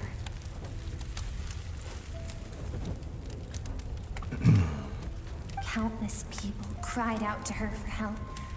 People she knew and loved. Friends and relatives. The little girl who lived next door. The shop owner with the bad leg. The bad-tempered teacher she had made fun of just that morning. Their lives were discarded like worthless trash as the fire consumed one life after another. Skirk was helpless. All she could do was run. And so she did. She kept running. until an unexpected figure crossed her path. I wonder what this is. It looks like a wing.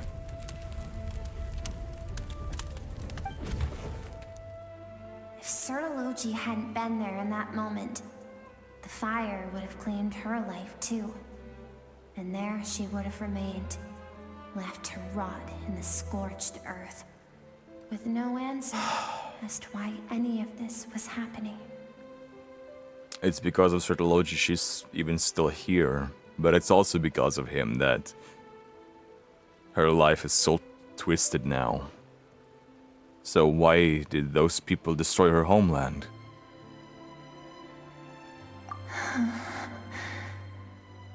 Because she and her people were seen as a threat. Did they do something bad? No, they didn't. They had the potential to do As the initial for power, merchant ship for threat. explored the planet, they discovered that it hadn't always had the condition to support life. Yet there was evidence of human activity, even during the periods of extreme heat or cold in the past. Further research revealed that, over time, the people of this planet had evolved the ability to adapt to any type of environment or energy source. For that reason, Interesting. the outsiders viewed them as a potential threat and decided to eliminate them before the threat could rear its head. Yeah. And so, the army was called, and the so-called danger was wiped from the face of the planet. Just a potential threat. I wonder if that constitution of those people is also the reason why the Skirk was able to so easily adapt to the Abyss. Just because of speculation, all those innocent people. Senseless, isn't it? Deemed a threat because of a gift they didn't even know they had. Perhaps it was their own innocence and kindness that doomed them. But in the end, that was lost to the blaze as well. If those with power get to decide good and evil, then all you can trust in is the sword in your hand. And so, before death could claim her, she ran. She ran and never stopped. Now I see why Sertology's threat is such a terrifying prospect for her. And now I see why she distances herself from the world. No one wants to relive their most painful moments. Well, that brings us to the end of the story. This is as far as we can go. And even still, she still relives those moments. All the time. Skirk is waiting over there. For both of us. Oh? Let's go to her. It's time to fulfill my purpose.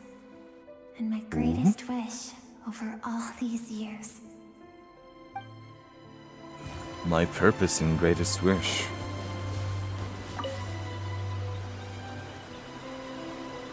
Hey, Skirk.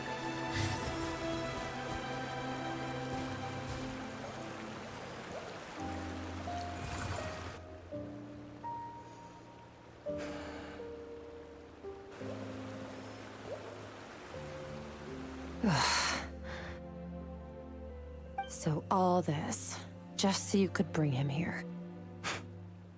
Hi. I have things to say to you. Well, to me. Yeah, I figured. Love this shot with the reflection.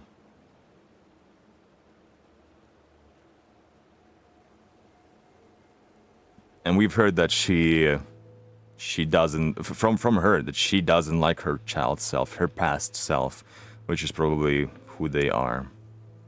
I want someone to witness our reconciliation, even if it takes an argument to get there. How reconciliation? And he is the best choice in this moment. Wait, then you must be... Her suppressed emotional self. The Suppressed version of herself emotion. she keeps locked in the recesses of her mind, stifled by reason. That's such a good shot. All those rejected impulses, those discarded aspects of your past selves, they are a part of me now. I am who you used to be. Her past Someone self. you have refused to face for too long. So, I came to face you instead. You go, girl. You're wrong. I've faced you all along. And that's exactly why I keep you locked here. Your existence makes me weak. Moments of joy and longing are when we are most vulnerable. But what's the point in even being alive without them?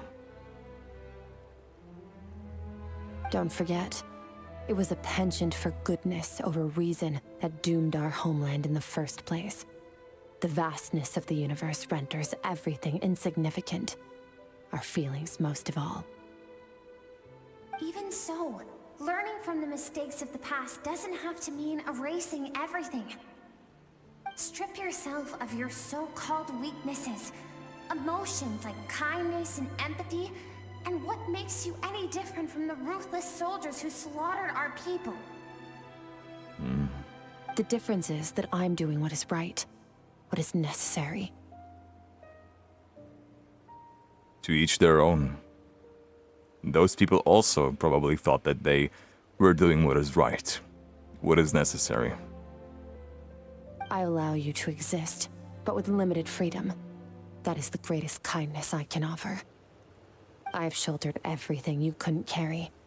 I rose above the numbness and emptiness, and it was cold, unfeeling reason that brought me this far. It made me who I am. It made me strong. They put a second model there. It's not just a reflection. That is the problem. I want to shoulder those things together. On the grand scale of the entire universe, maybe our feelings are vanishingly small, but why should that mean they don't matter? Emotion gives warmth to the cold expanse of space. It gives meaning to the world around us. We matter, guys. You matter. Your feelings are valid. Don't shove them away.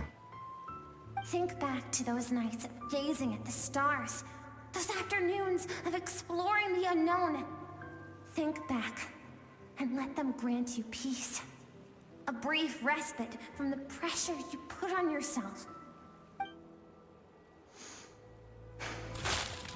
That isn't what we need. And that is the fear speaking. What she needs, quote unquote, is the thing she needs to protect her life. But Skirk, what even is it that you're trying to protect? At the end of the day, maybe you will be able to defeat Logi, but what is going to be left? Are you really going to be satisfied? Exactly what we need. Aren't you curious about why recovering your strength has taken longer than normal this time? Finally, you get to the important part. That is the only answer I came here to find. Then look around. Look at your inner world. You cast aside your dreams and curiosity, and in doing so, you lost your original motivation. You severed all connection to who you used to be, so you can no longer draw strength from your past. She focused so hard on protection, on that fear of losing it, that she lost the way, she lost what she was trying to protect in the first place. Now, the only things driving you forward are fear and survivor's guilt. Exactly. But these cannot take you far enough. And so, this river, the source of your strength, grows more polluted by the day. And you think that means I should seek help from a weak little thing like you? That's why she sees everyone as weak.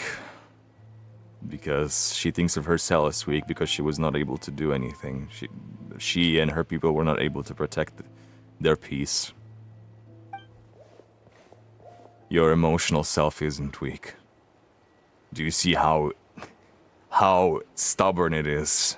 How hard it tries to get through to you? Do you see weakness in that?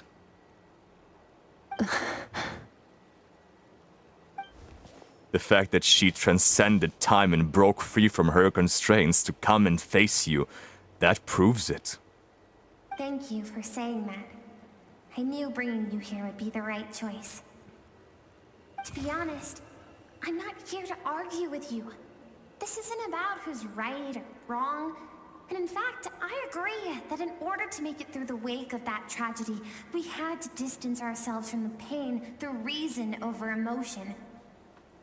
But what is right at one point in time isn't always right forever. I know you will never forget that fire. I know the fact that you were the sole survivor fills you with guilt. And I know that among the voices that haunt you, mine is there too. Because deep down, you know that you didn't turn out to be the person you wanted to be. All those unfulfilled hopes are like knives to the heart. And I don't want you to hurt anymore.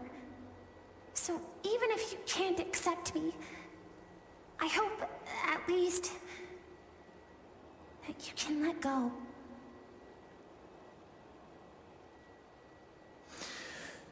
And that's self-love speaking. That's self-love.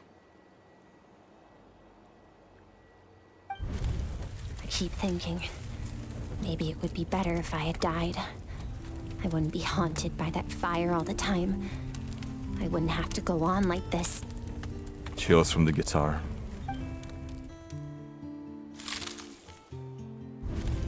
Your dad and I, we're not afraid to stare death in the face, but we need you to survive.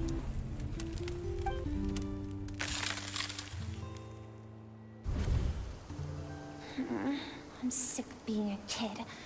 There's so many amazing things out there, and I'm ready to see them all.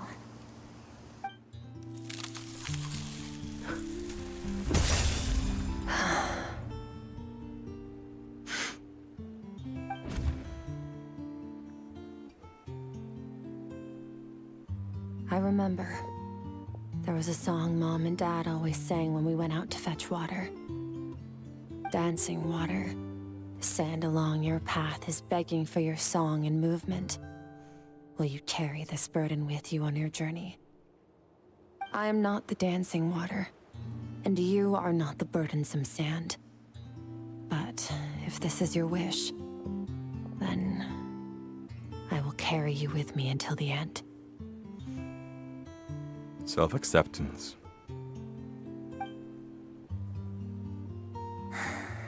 Thank you. I should be thanking you.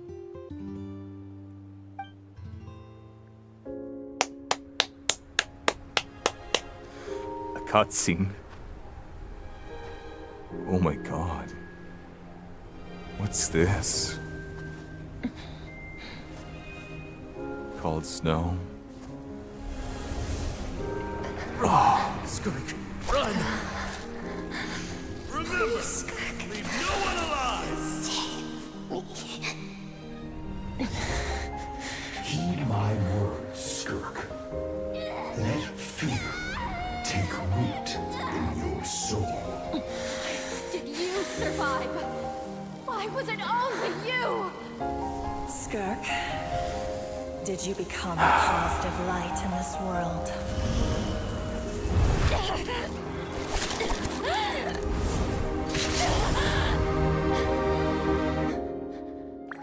Oh. The piano. Hey, this doesn't have to be the end.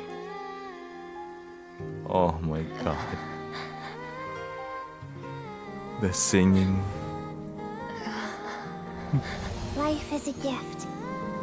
Don't let darkness claim it. What her father said.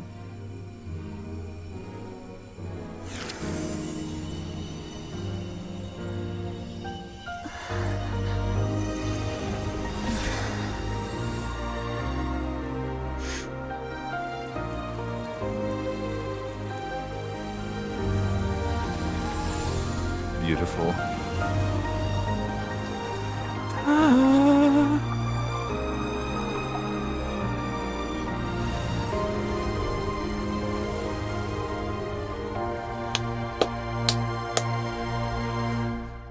They really went all out with this story quest. Wow. Oh my god, that's gorgeous. So, you saw my memories then? Yeah. I did see them. And you did strike me as someone who needed saving. I once asked my master if survival of the strongest was the law of the universe. Look at this water. Oh my god. He said no. But in a world without order, those with no moral boundaries tend to be the ones who survive. That isn't true strength. Power is not a substitute for doing what is right. That's why, after hearing his answer, an idea came to mind. An idea that, one day, I would create a new world order. One in which there would never be another tragedy like that fire. One in which power was not the law of the land. So that's your motivation. Become powerful enough to change the world. To become a better place. But that means I must defeat him. Because my master, Sertologi, is, at the core, a defier of all rules and order. Sounds like you have your work cut out for you. But hey, you don't have to do this alone, too. Yes, and not just because of the gap in our abilities, but also because I have no reason to see him as an enemy. That's fair. Although his decision to train me was not made out of kindness, he did everything a master should. He saved my life, taught me the sword and the principles of strength. And for that, I respect him. That is gorgeous. But he intends to face you in battle one day. I know. And it's not something I want. But Master never goes back on his word. I have to treat everything he says as a promise. He's no longer into that. But he sends me messages through the abyss every now and then. Most of them are simple greetings, or an answer to one of my questions. Every time I hear from him, my heart skips a beat. Oh my god. I wonder if this is the moment where he'll finally appear before me and tear down everything I've built to pieces. That fear.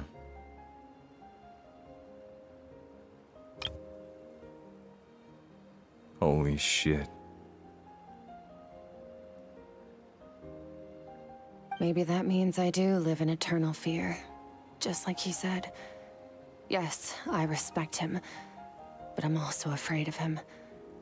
And for that reason, the pursuit of strength consumes every moment of my life. Yeah. I don't know what Master has planned, but I have to be ready. If he does attack you one day, I'll help you. Help me? Why? This isn't your fight. Because if we want to build the world we both want to see, everyone has to be willing to fight for it. If we all do our part, we can make the entire universe a kinder place.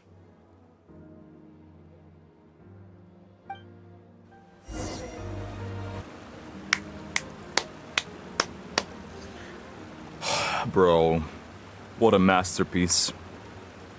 They did her character so well. Oh my god, this view.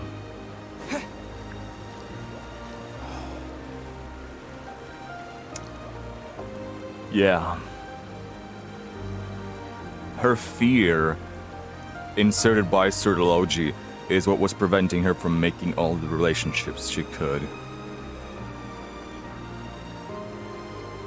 But if we show her that she's... What? Oh,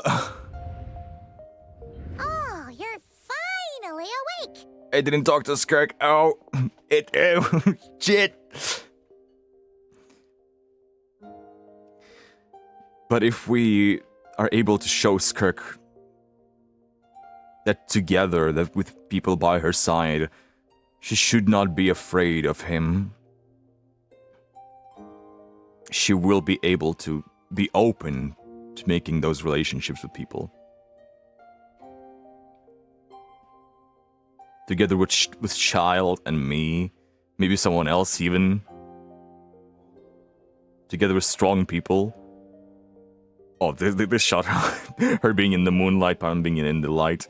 Oh. We just need to make sure that she doesn't have that fear. But she will have the determination and strength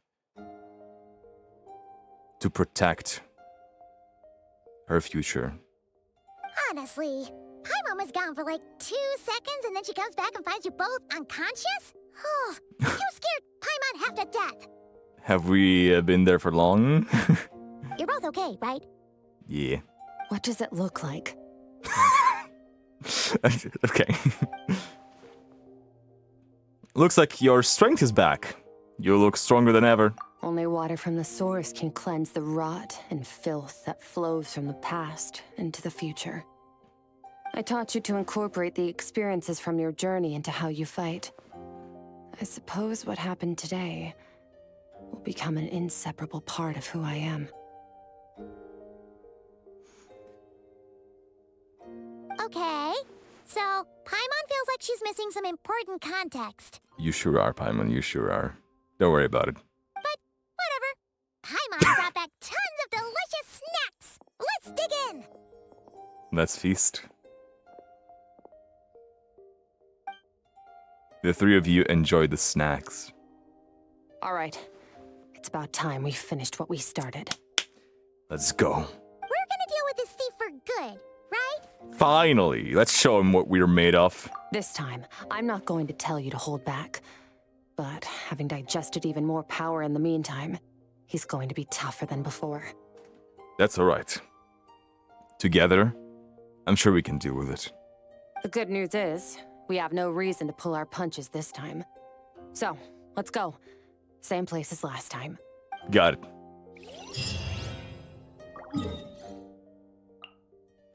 Let's get this over with.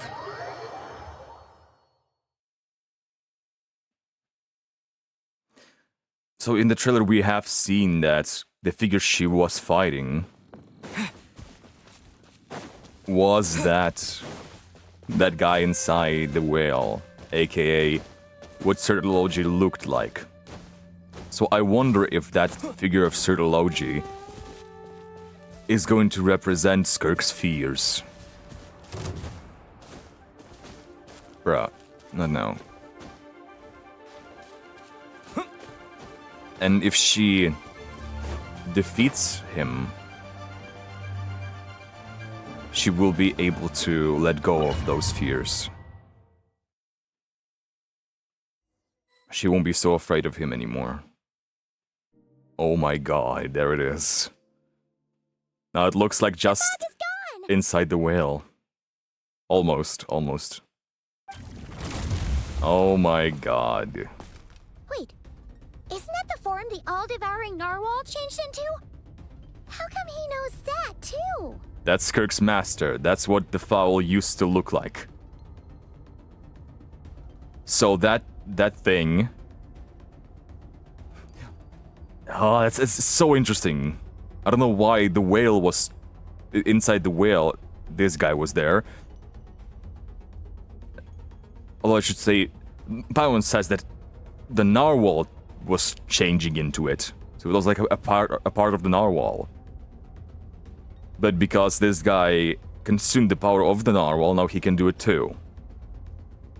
Really? So, you're telling Paimon that giant whale and this guy can both turn into the fowl? How does that work? Yeah, please elaborate. It's a subconscious instinct. Any intelligent being who longs for his level of strength is bound to mimic his appearance. It's a natural response after encountering someone as powerful as Master. I see. So it's literally like abyssal thing, trying to imitate someone powerful. So it is just his appearance. To them, he represents ultimate power. We know the person before us has encountered Master, and we know he stole a portion of my power. So it's not surprising that he would assume this form. Okay. Oh, the close-up Dude, pylon these looks shots the are more amazing. intimidating it gets. Nervalette isn't here this time, so it's up to us. He won't have the nerve to steal again after we're done with him. Let's teach this guy a lesson. Hell yeah. Let's get him. Question. He's speaking. Blood Serpent's broken edge. Blood Serpent. Blood Serpent. Interesting. Bombs away! Into the void. Oh, hell yeah, I will. I haven't done that ultimate yet, so. Ooh, what is that? Haven't forgotten your training, I hope. Yeah, the water gun coming in handy. Water jet! Annihilate. Got you. Mine to wield.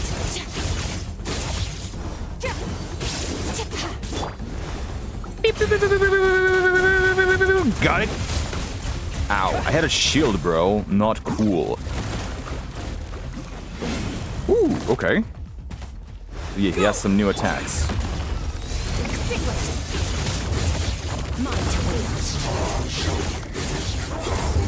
Where are you, bro?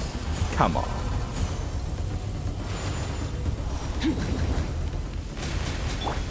Guess I could have done something with them. That's okay. Water! Mine to wield. Blood Serpent. He must be Conrian too. Ooh.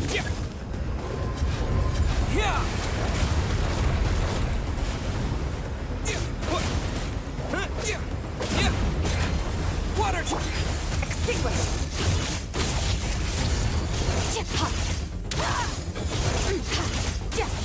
This guy must be Conrian too, I'm guessing. Because he also has that serpent's power. There we go, there's the cutscene. Ooh, let's go! Let's go!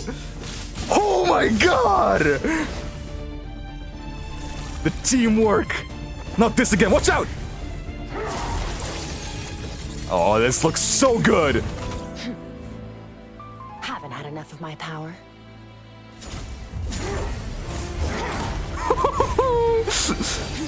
Oh my god! Ah! Get chucked in a bubble, loser!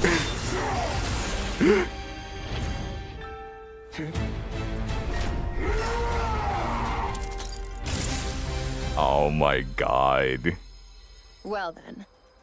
Let's see how much more of this power you can handle. She's giving him the power! He's overflowing with it. Holy shit. She read you like a book, bro.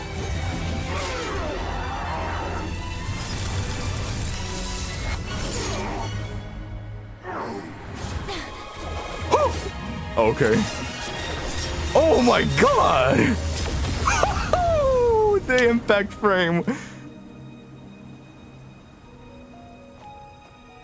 Oh my god. The teamwork goes crazy.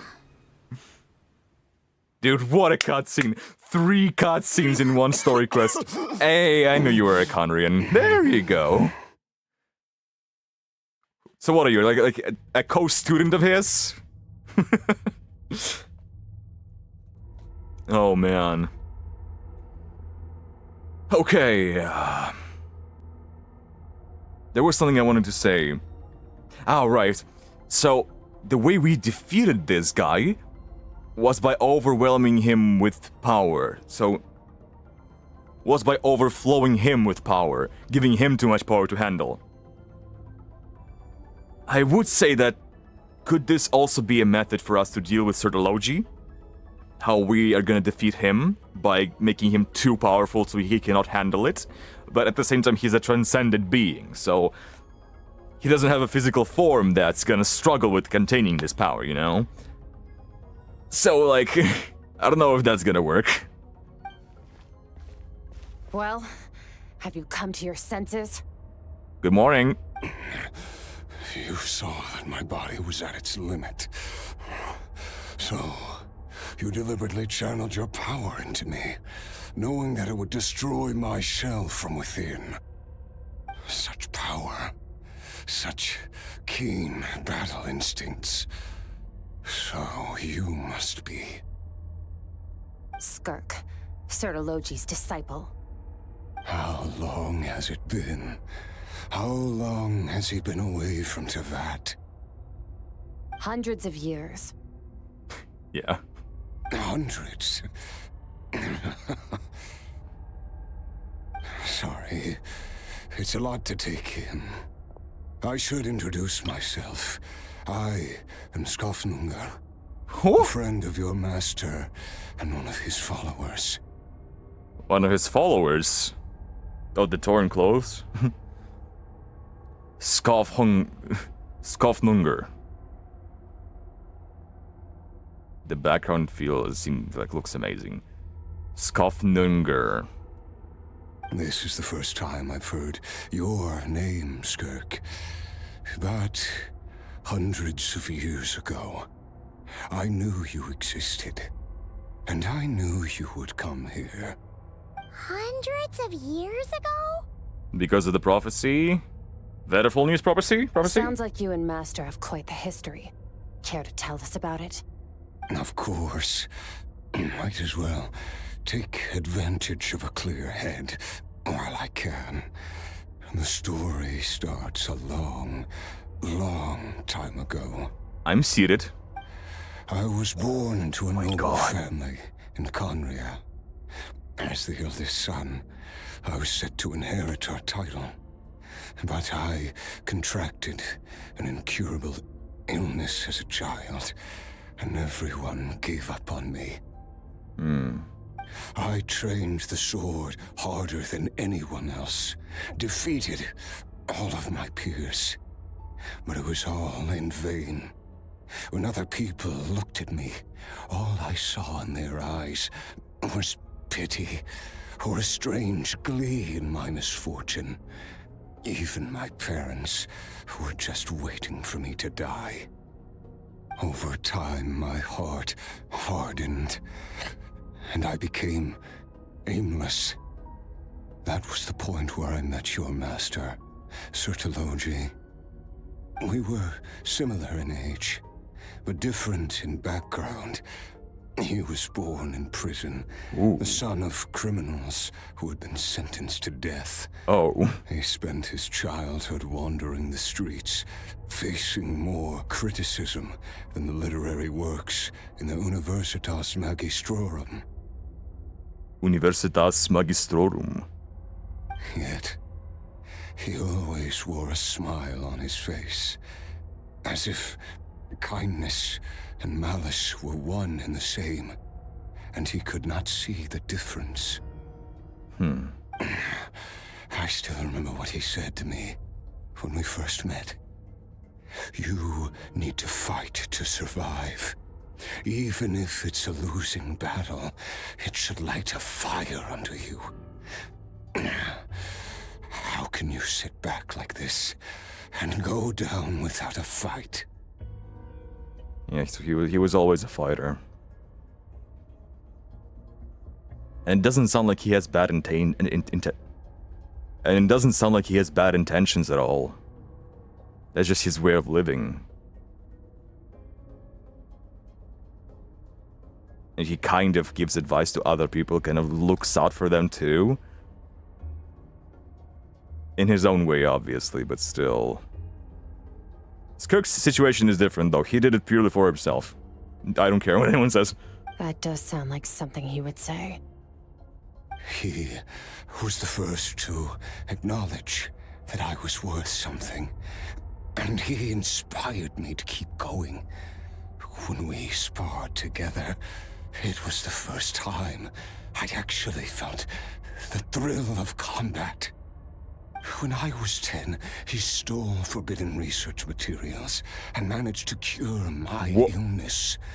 It was like there was nothing in this world he couldn't accomplish. That's crazy. When it came to the human form, he was always intent on pushing the boundaries of possibility. But somewhere along the way, I fell behind. My talents were nothing compared to his. And at some point, I realized he had pulled so far ahead, I was too embarrassed to even ask him to spar. After his grand endeavor was successful, he sought me out and said to me, "This planet no longer holds anything of interest to me, so I'm leaving. But first, I have an offer.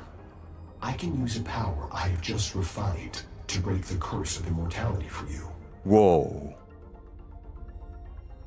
That's crazy. So that's basically when he became a sinner, I'm guessing. He's like, yeah, I'm kind of all-powerful now, and this planet is kind of like, meh, already I kind of... So yeah, deuces. But hey, I have cool power now, and fuck the gods, you know, I can still, like, reverse what they have done, if you want it.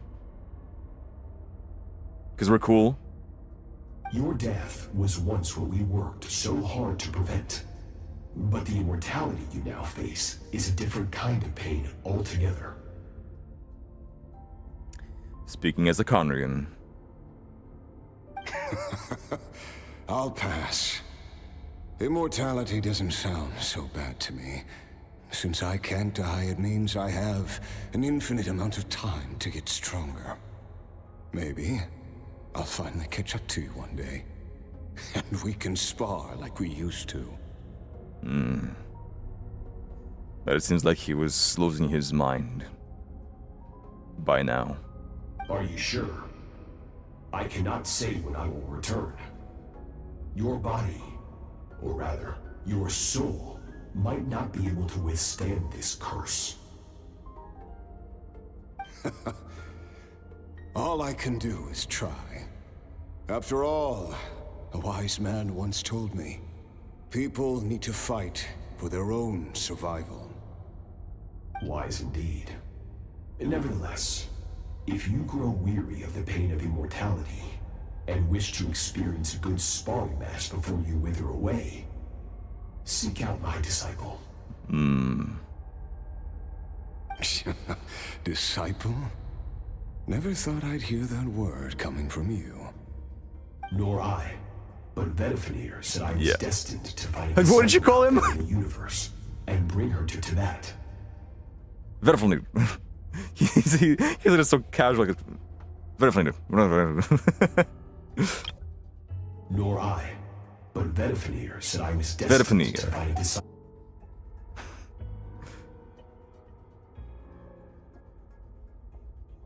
We know about this from Skirk's drip marketing. We've seen their conversation. You know as well as I, Vedifenir's prophecies are never wrong. You know as well as I. Interesting. Well, now I'm curious about who this disciple of yours will be. That's really interesting that this guy was such a close friend of Sir Logi's, of a sinner. All Vedifenir said was that one day, the stars shall bow in her honor. Whoa. One day the stars shall bow in her honor. That's what Sotology said to her. That the fate itself is bowing before me. The stars shall bow in her honor. That's a very interesting term of phrase. Sounds pretty impressive. Of course. Only the most outstanding people would have the right to become my disciple. Still self-assured as ever, I see. But you're not wrong. I'll be leaving then. Oh, and if you were serious about getting stronger, I left you a little gift in the primordial sea. A whale. As I said before, walk whatever path you want. Freedom means even the wicked get to make their own choices. Is that the reason he left a whale? Just for his for his bro, for his dude to use the power off? He didn't even care for a whale that much. He just left it as a gift for this dude. Waiting for me in the primordial sea was the all-devouring narwhal, already beaten into submission by Sertologi. In its weakened state, I was able to cut off part of its flesh and sew it into my own heart. Jesus, how did you do that by yourself, bro? Your heart? That sounds like torture. How did you even survive that? He's immortal, Paimon. Because, of course, I bear the curse of immortality. So, you used the curse to turn yourself into a vessel for power. Even with that whale's ability, devouring power like that is not something the human body can withstand. With your body and soul constantly at the breaking point, it was the curse of immortality that sustained you. But that is not the path to strength. You have to pour your heart into it, work for it, dream of it. Instead, you stole something that didn't belong to you, and it backfired. You're right. I should have known better, but I had already pushed myself to my limits, and he was still miles ahead of me. So I had to take a leap of faith. I miss your master. I miss the days when we were all together, troublemakers without a home. I don't regret the choice I made. But if you'll allow it, I do want to apologize. To both of you. No beef, my man, no beef. After the beating we just gave you, I think we can call it even. You're an interesting one as well. Sertologi's disciple. That's a lot to live up to. It can't have been an easy experience. For you don't even imagine. I know what he's like. He rules with an iron fist, using despair and fear to force you to catch up to him. All the while, standing ever out of reach. We're like mountain climbers in the dark, never knowing how much higher we have to climb, or when we will see the sun again. Bro, what is this place? What is this black hole ass? But I made up my mind long ago. No matter how dark it gets, I will not give in to despair. I will overcome it. Besides, after hearing your story, I suspect what Master really wants is not a battle that demands his full strength, but rather a defeat without regrets. Oh? Since you're his friend, you must have some things in common. The first time we came here, when you stabbed me through the fog and stole my power, I felt no emotion coming from that spike. But when you had to devote all your strength fighting me just now, I could feel joy and passion emanating from your blade. It was the joy of a researcher discovering the truth of the world, the joy of an artist uncovering a temple of wonders. This fight is what he was looking forward to. Interesting. I'm certain I didn't express those emotions outright. Yet you were able to read them from my blade, like a glimpse into my inner world. You're right. That battle brought me an unbridled sense of joy. And my defeat brings me no regret whatsoever. Exactly. I think Master also craves a battle like that. One where his opponent forces him to use all his strength, unlock the extent of his potential, and transcend his own limits. A battle to end all battles. A battle to end all battles. A contract to end all contracts. Damn. After which, all can come to an end. Including, perhaps, his life. He seeks that satisfaction. For that very reason, good and evil are meaningless to him. He has one purpose, one goal. To complete himself. It's one of the secrets to his strength. Perhaps you're right. Perhaps that is his call. What a battle that would be. Oh, to witness such a...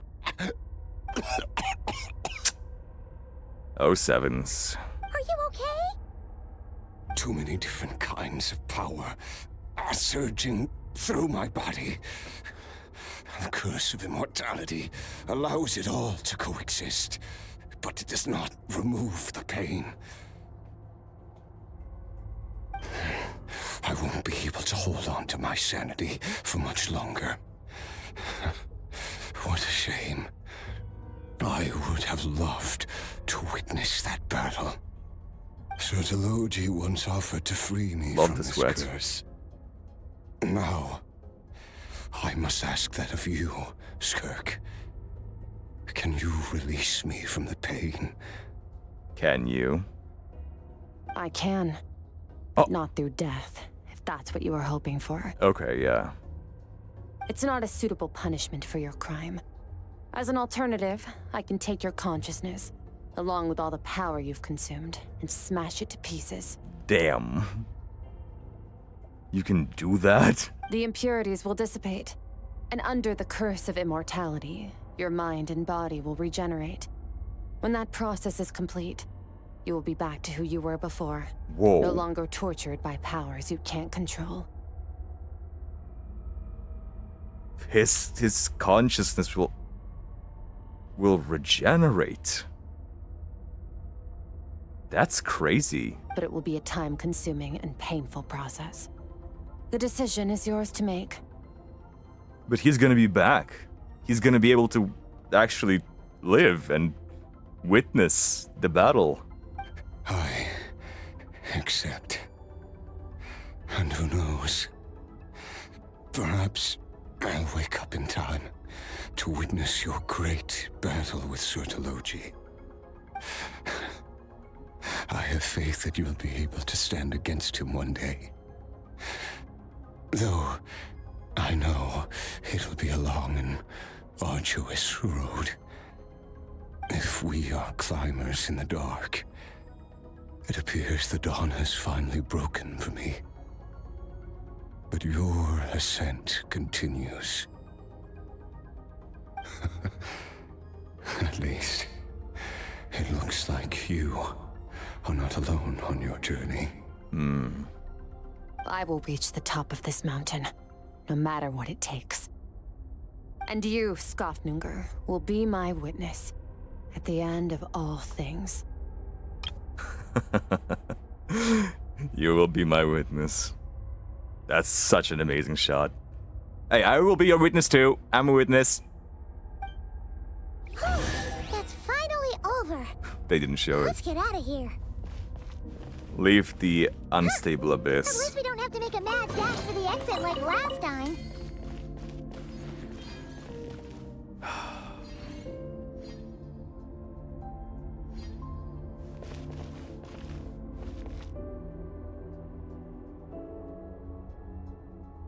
What a quest, bro. Skirk gazes into the distant sky, into a black hole. There's nothing else to do here. Should I leave?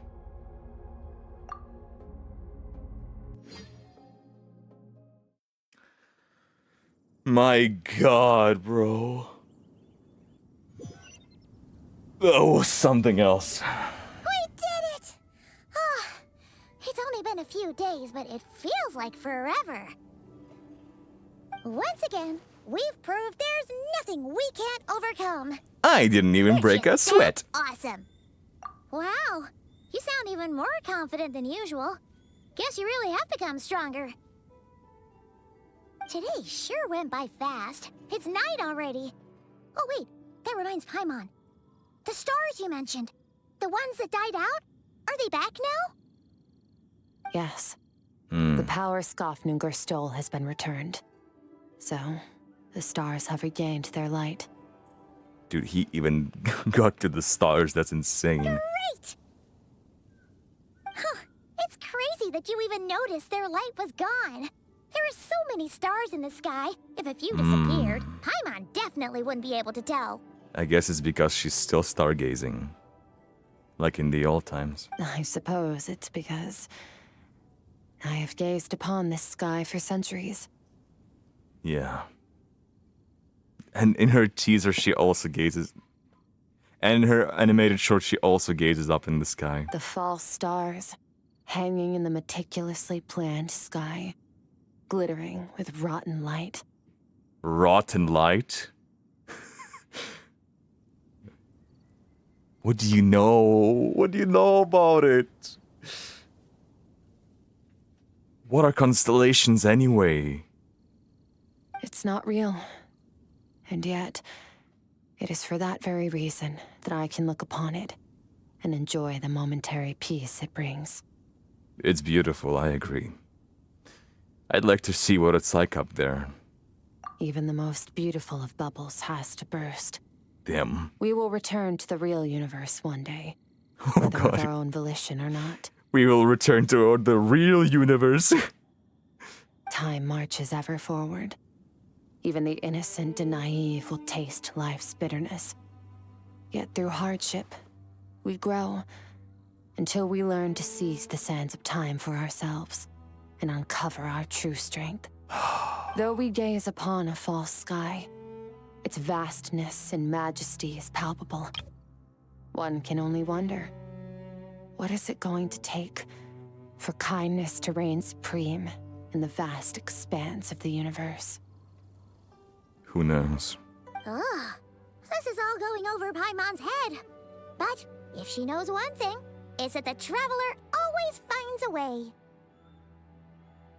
Ever since we met, he has filled Paimon's days with happiness. No matter how tough things get, he always finds a way to make it better.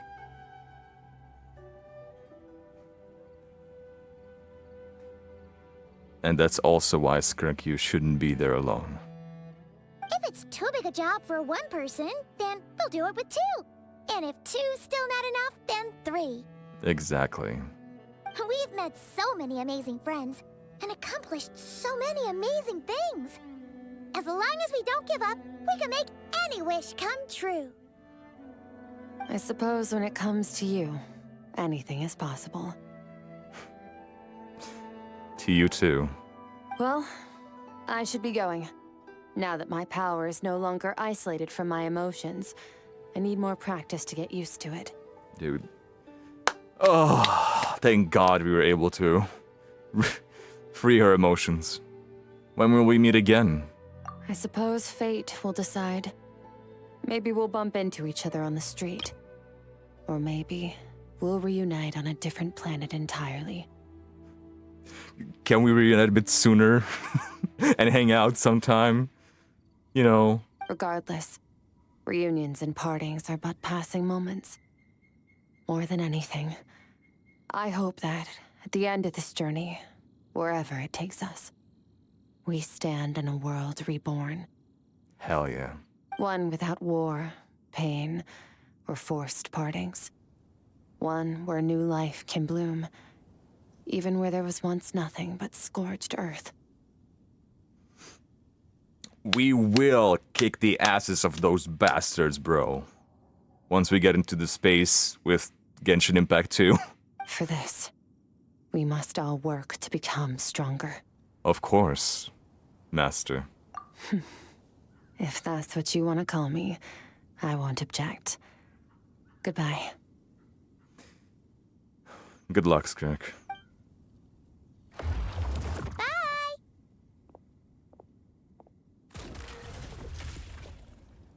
Well, that was a journey and a half. Is it just Paimon, or is she being nicer than before? We Yeah. definitely count as friends after all that, don't you think? Yeah, we do. You don't know some parts. I'll tell you later. Hey, what do you think about camping here tonight?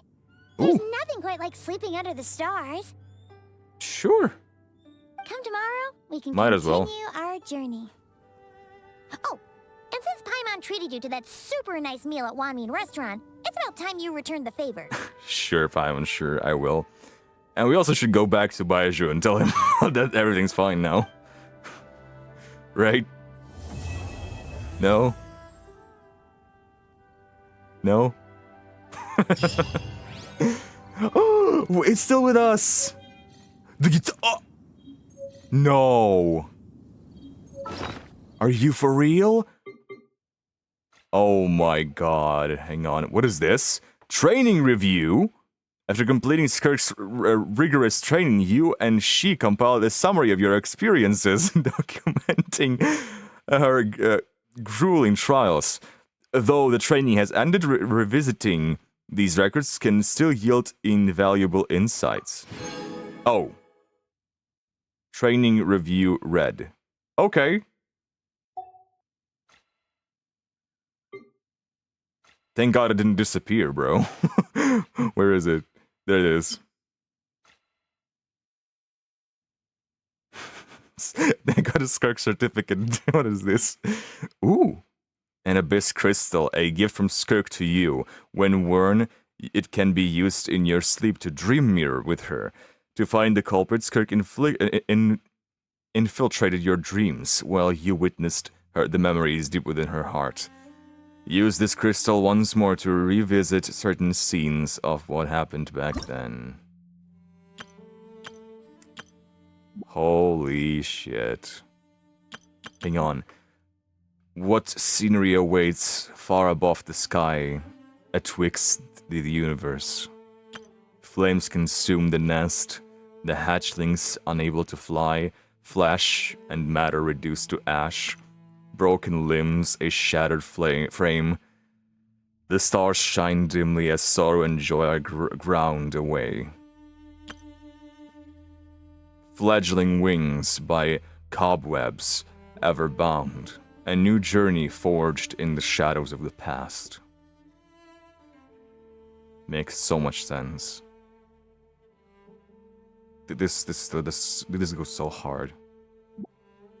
Those who are lost and those now far from home, do they share a common solitude?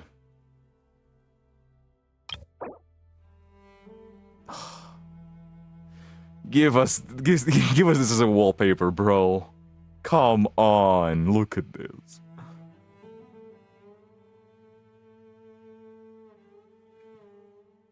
That's so good. Oh my god.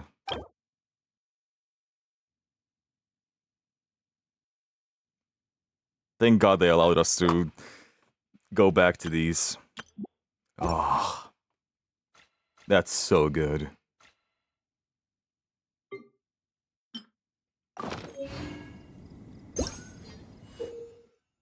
What the? Use chord notes to swiftly play chords on the lingering euphonia. Oh? Oh my god.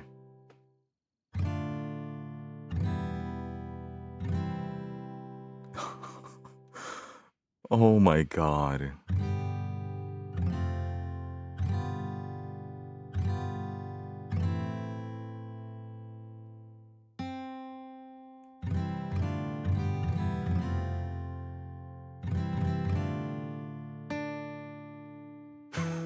These sound so bad now compared to these. Oh, that's so good.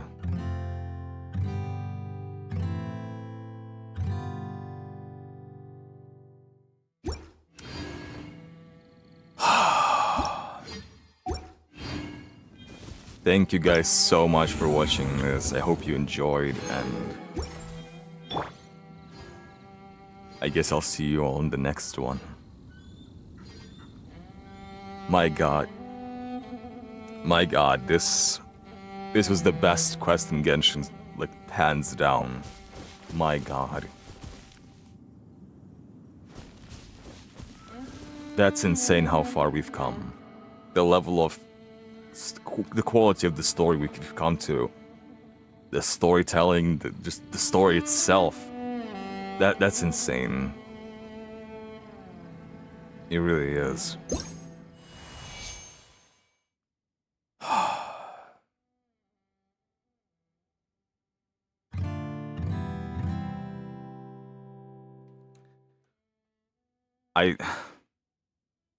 Wow.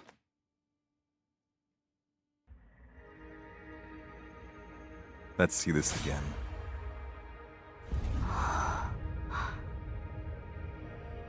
テイワットでは世界の外から来た世界の運命を変える者を降臨者と呼ぶ。だがお前にその資格はない。教会を開いたのは俺だからな。お前はただの密航者だ。 And now we know that he says all these things to motivate her to become stronger. And if the dust sometimes can weigh you down, pulling you astray. This song has such a different meaning now. It'll change you somehow. Let not this simple life must still be there waiting. 見て、流れ星だ。どこに落ちたんだろう。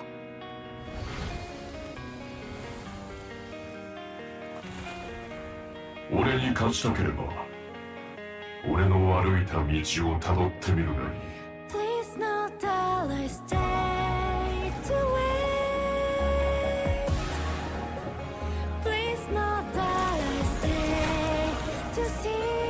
だがそこにお前は属さない。お前の家もない。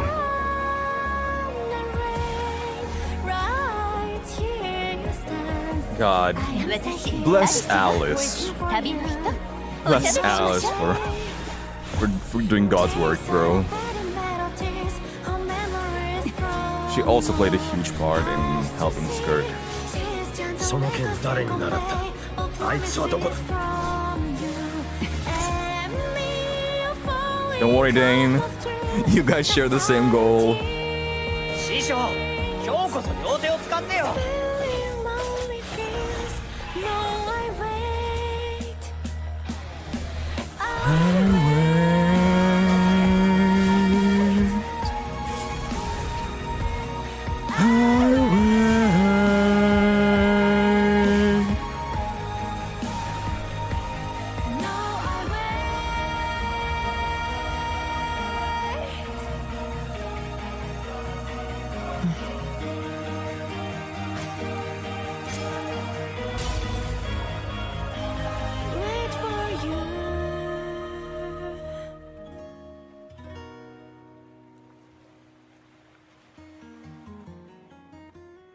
And there is this guitar.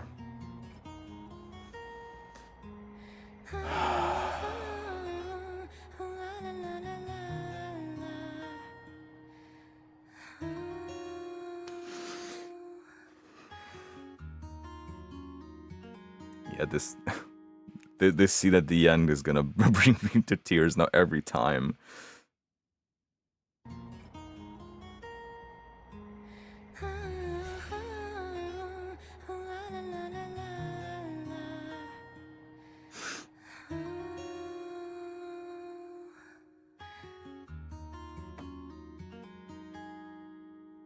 I don't know what else to say. Just bravo. Bravo Genshin. Bravo Genshin. Bravo Hoyoverse. Bravo Cat. Bravo other voice actors. Bravo the singer that sang the song. Bravo the animators. Everyone who worked so hard on Skirk. It was really worth it. Wow.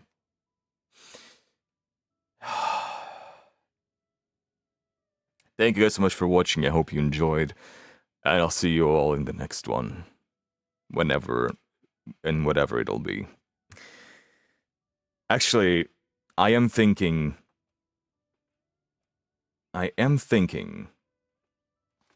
Think. Now that we don't have the story anymore, we finished the 2 quests that we had. What we have are the Traveler's Tales and this event. And TBH, I don't really want to make videos on them. But what I think would be cool if we streamed these events. Especially this one, where we just go around to that, look for people, interact with them. I feel like that would be amazing. For a stream, I feel like that would be a blast. And it would allow us to have an opportunity to, hang out, have a conversation, to strengthen ourselves as the community. So let me know what you guys think about that, and yeah, we'll see. We'll see how it goes. I'll see you all really soon. Toodles!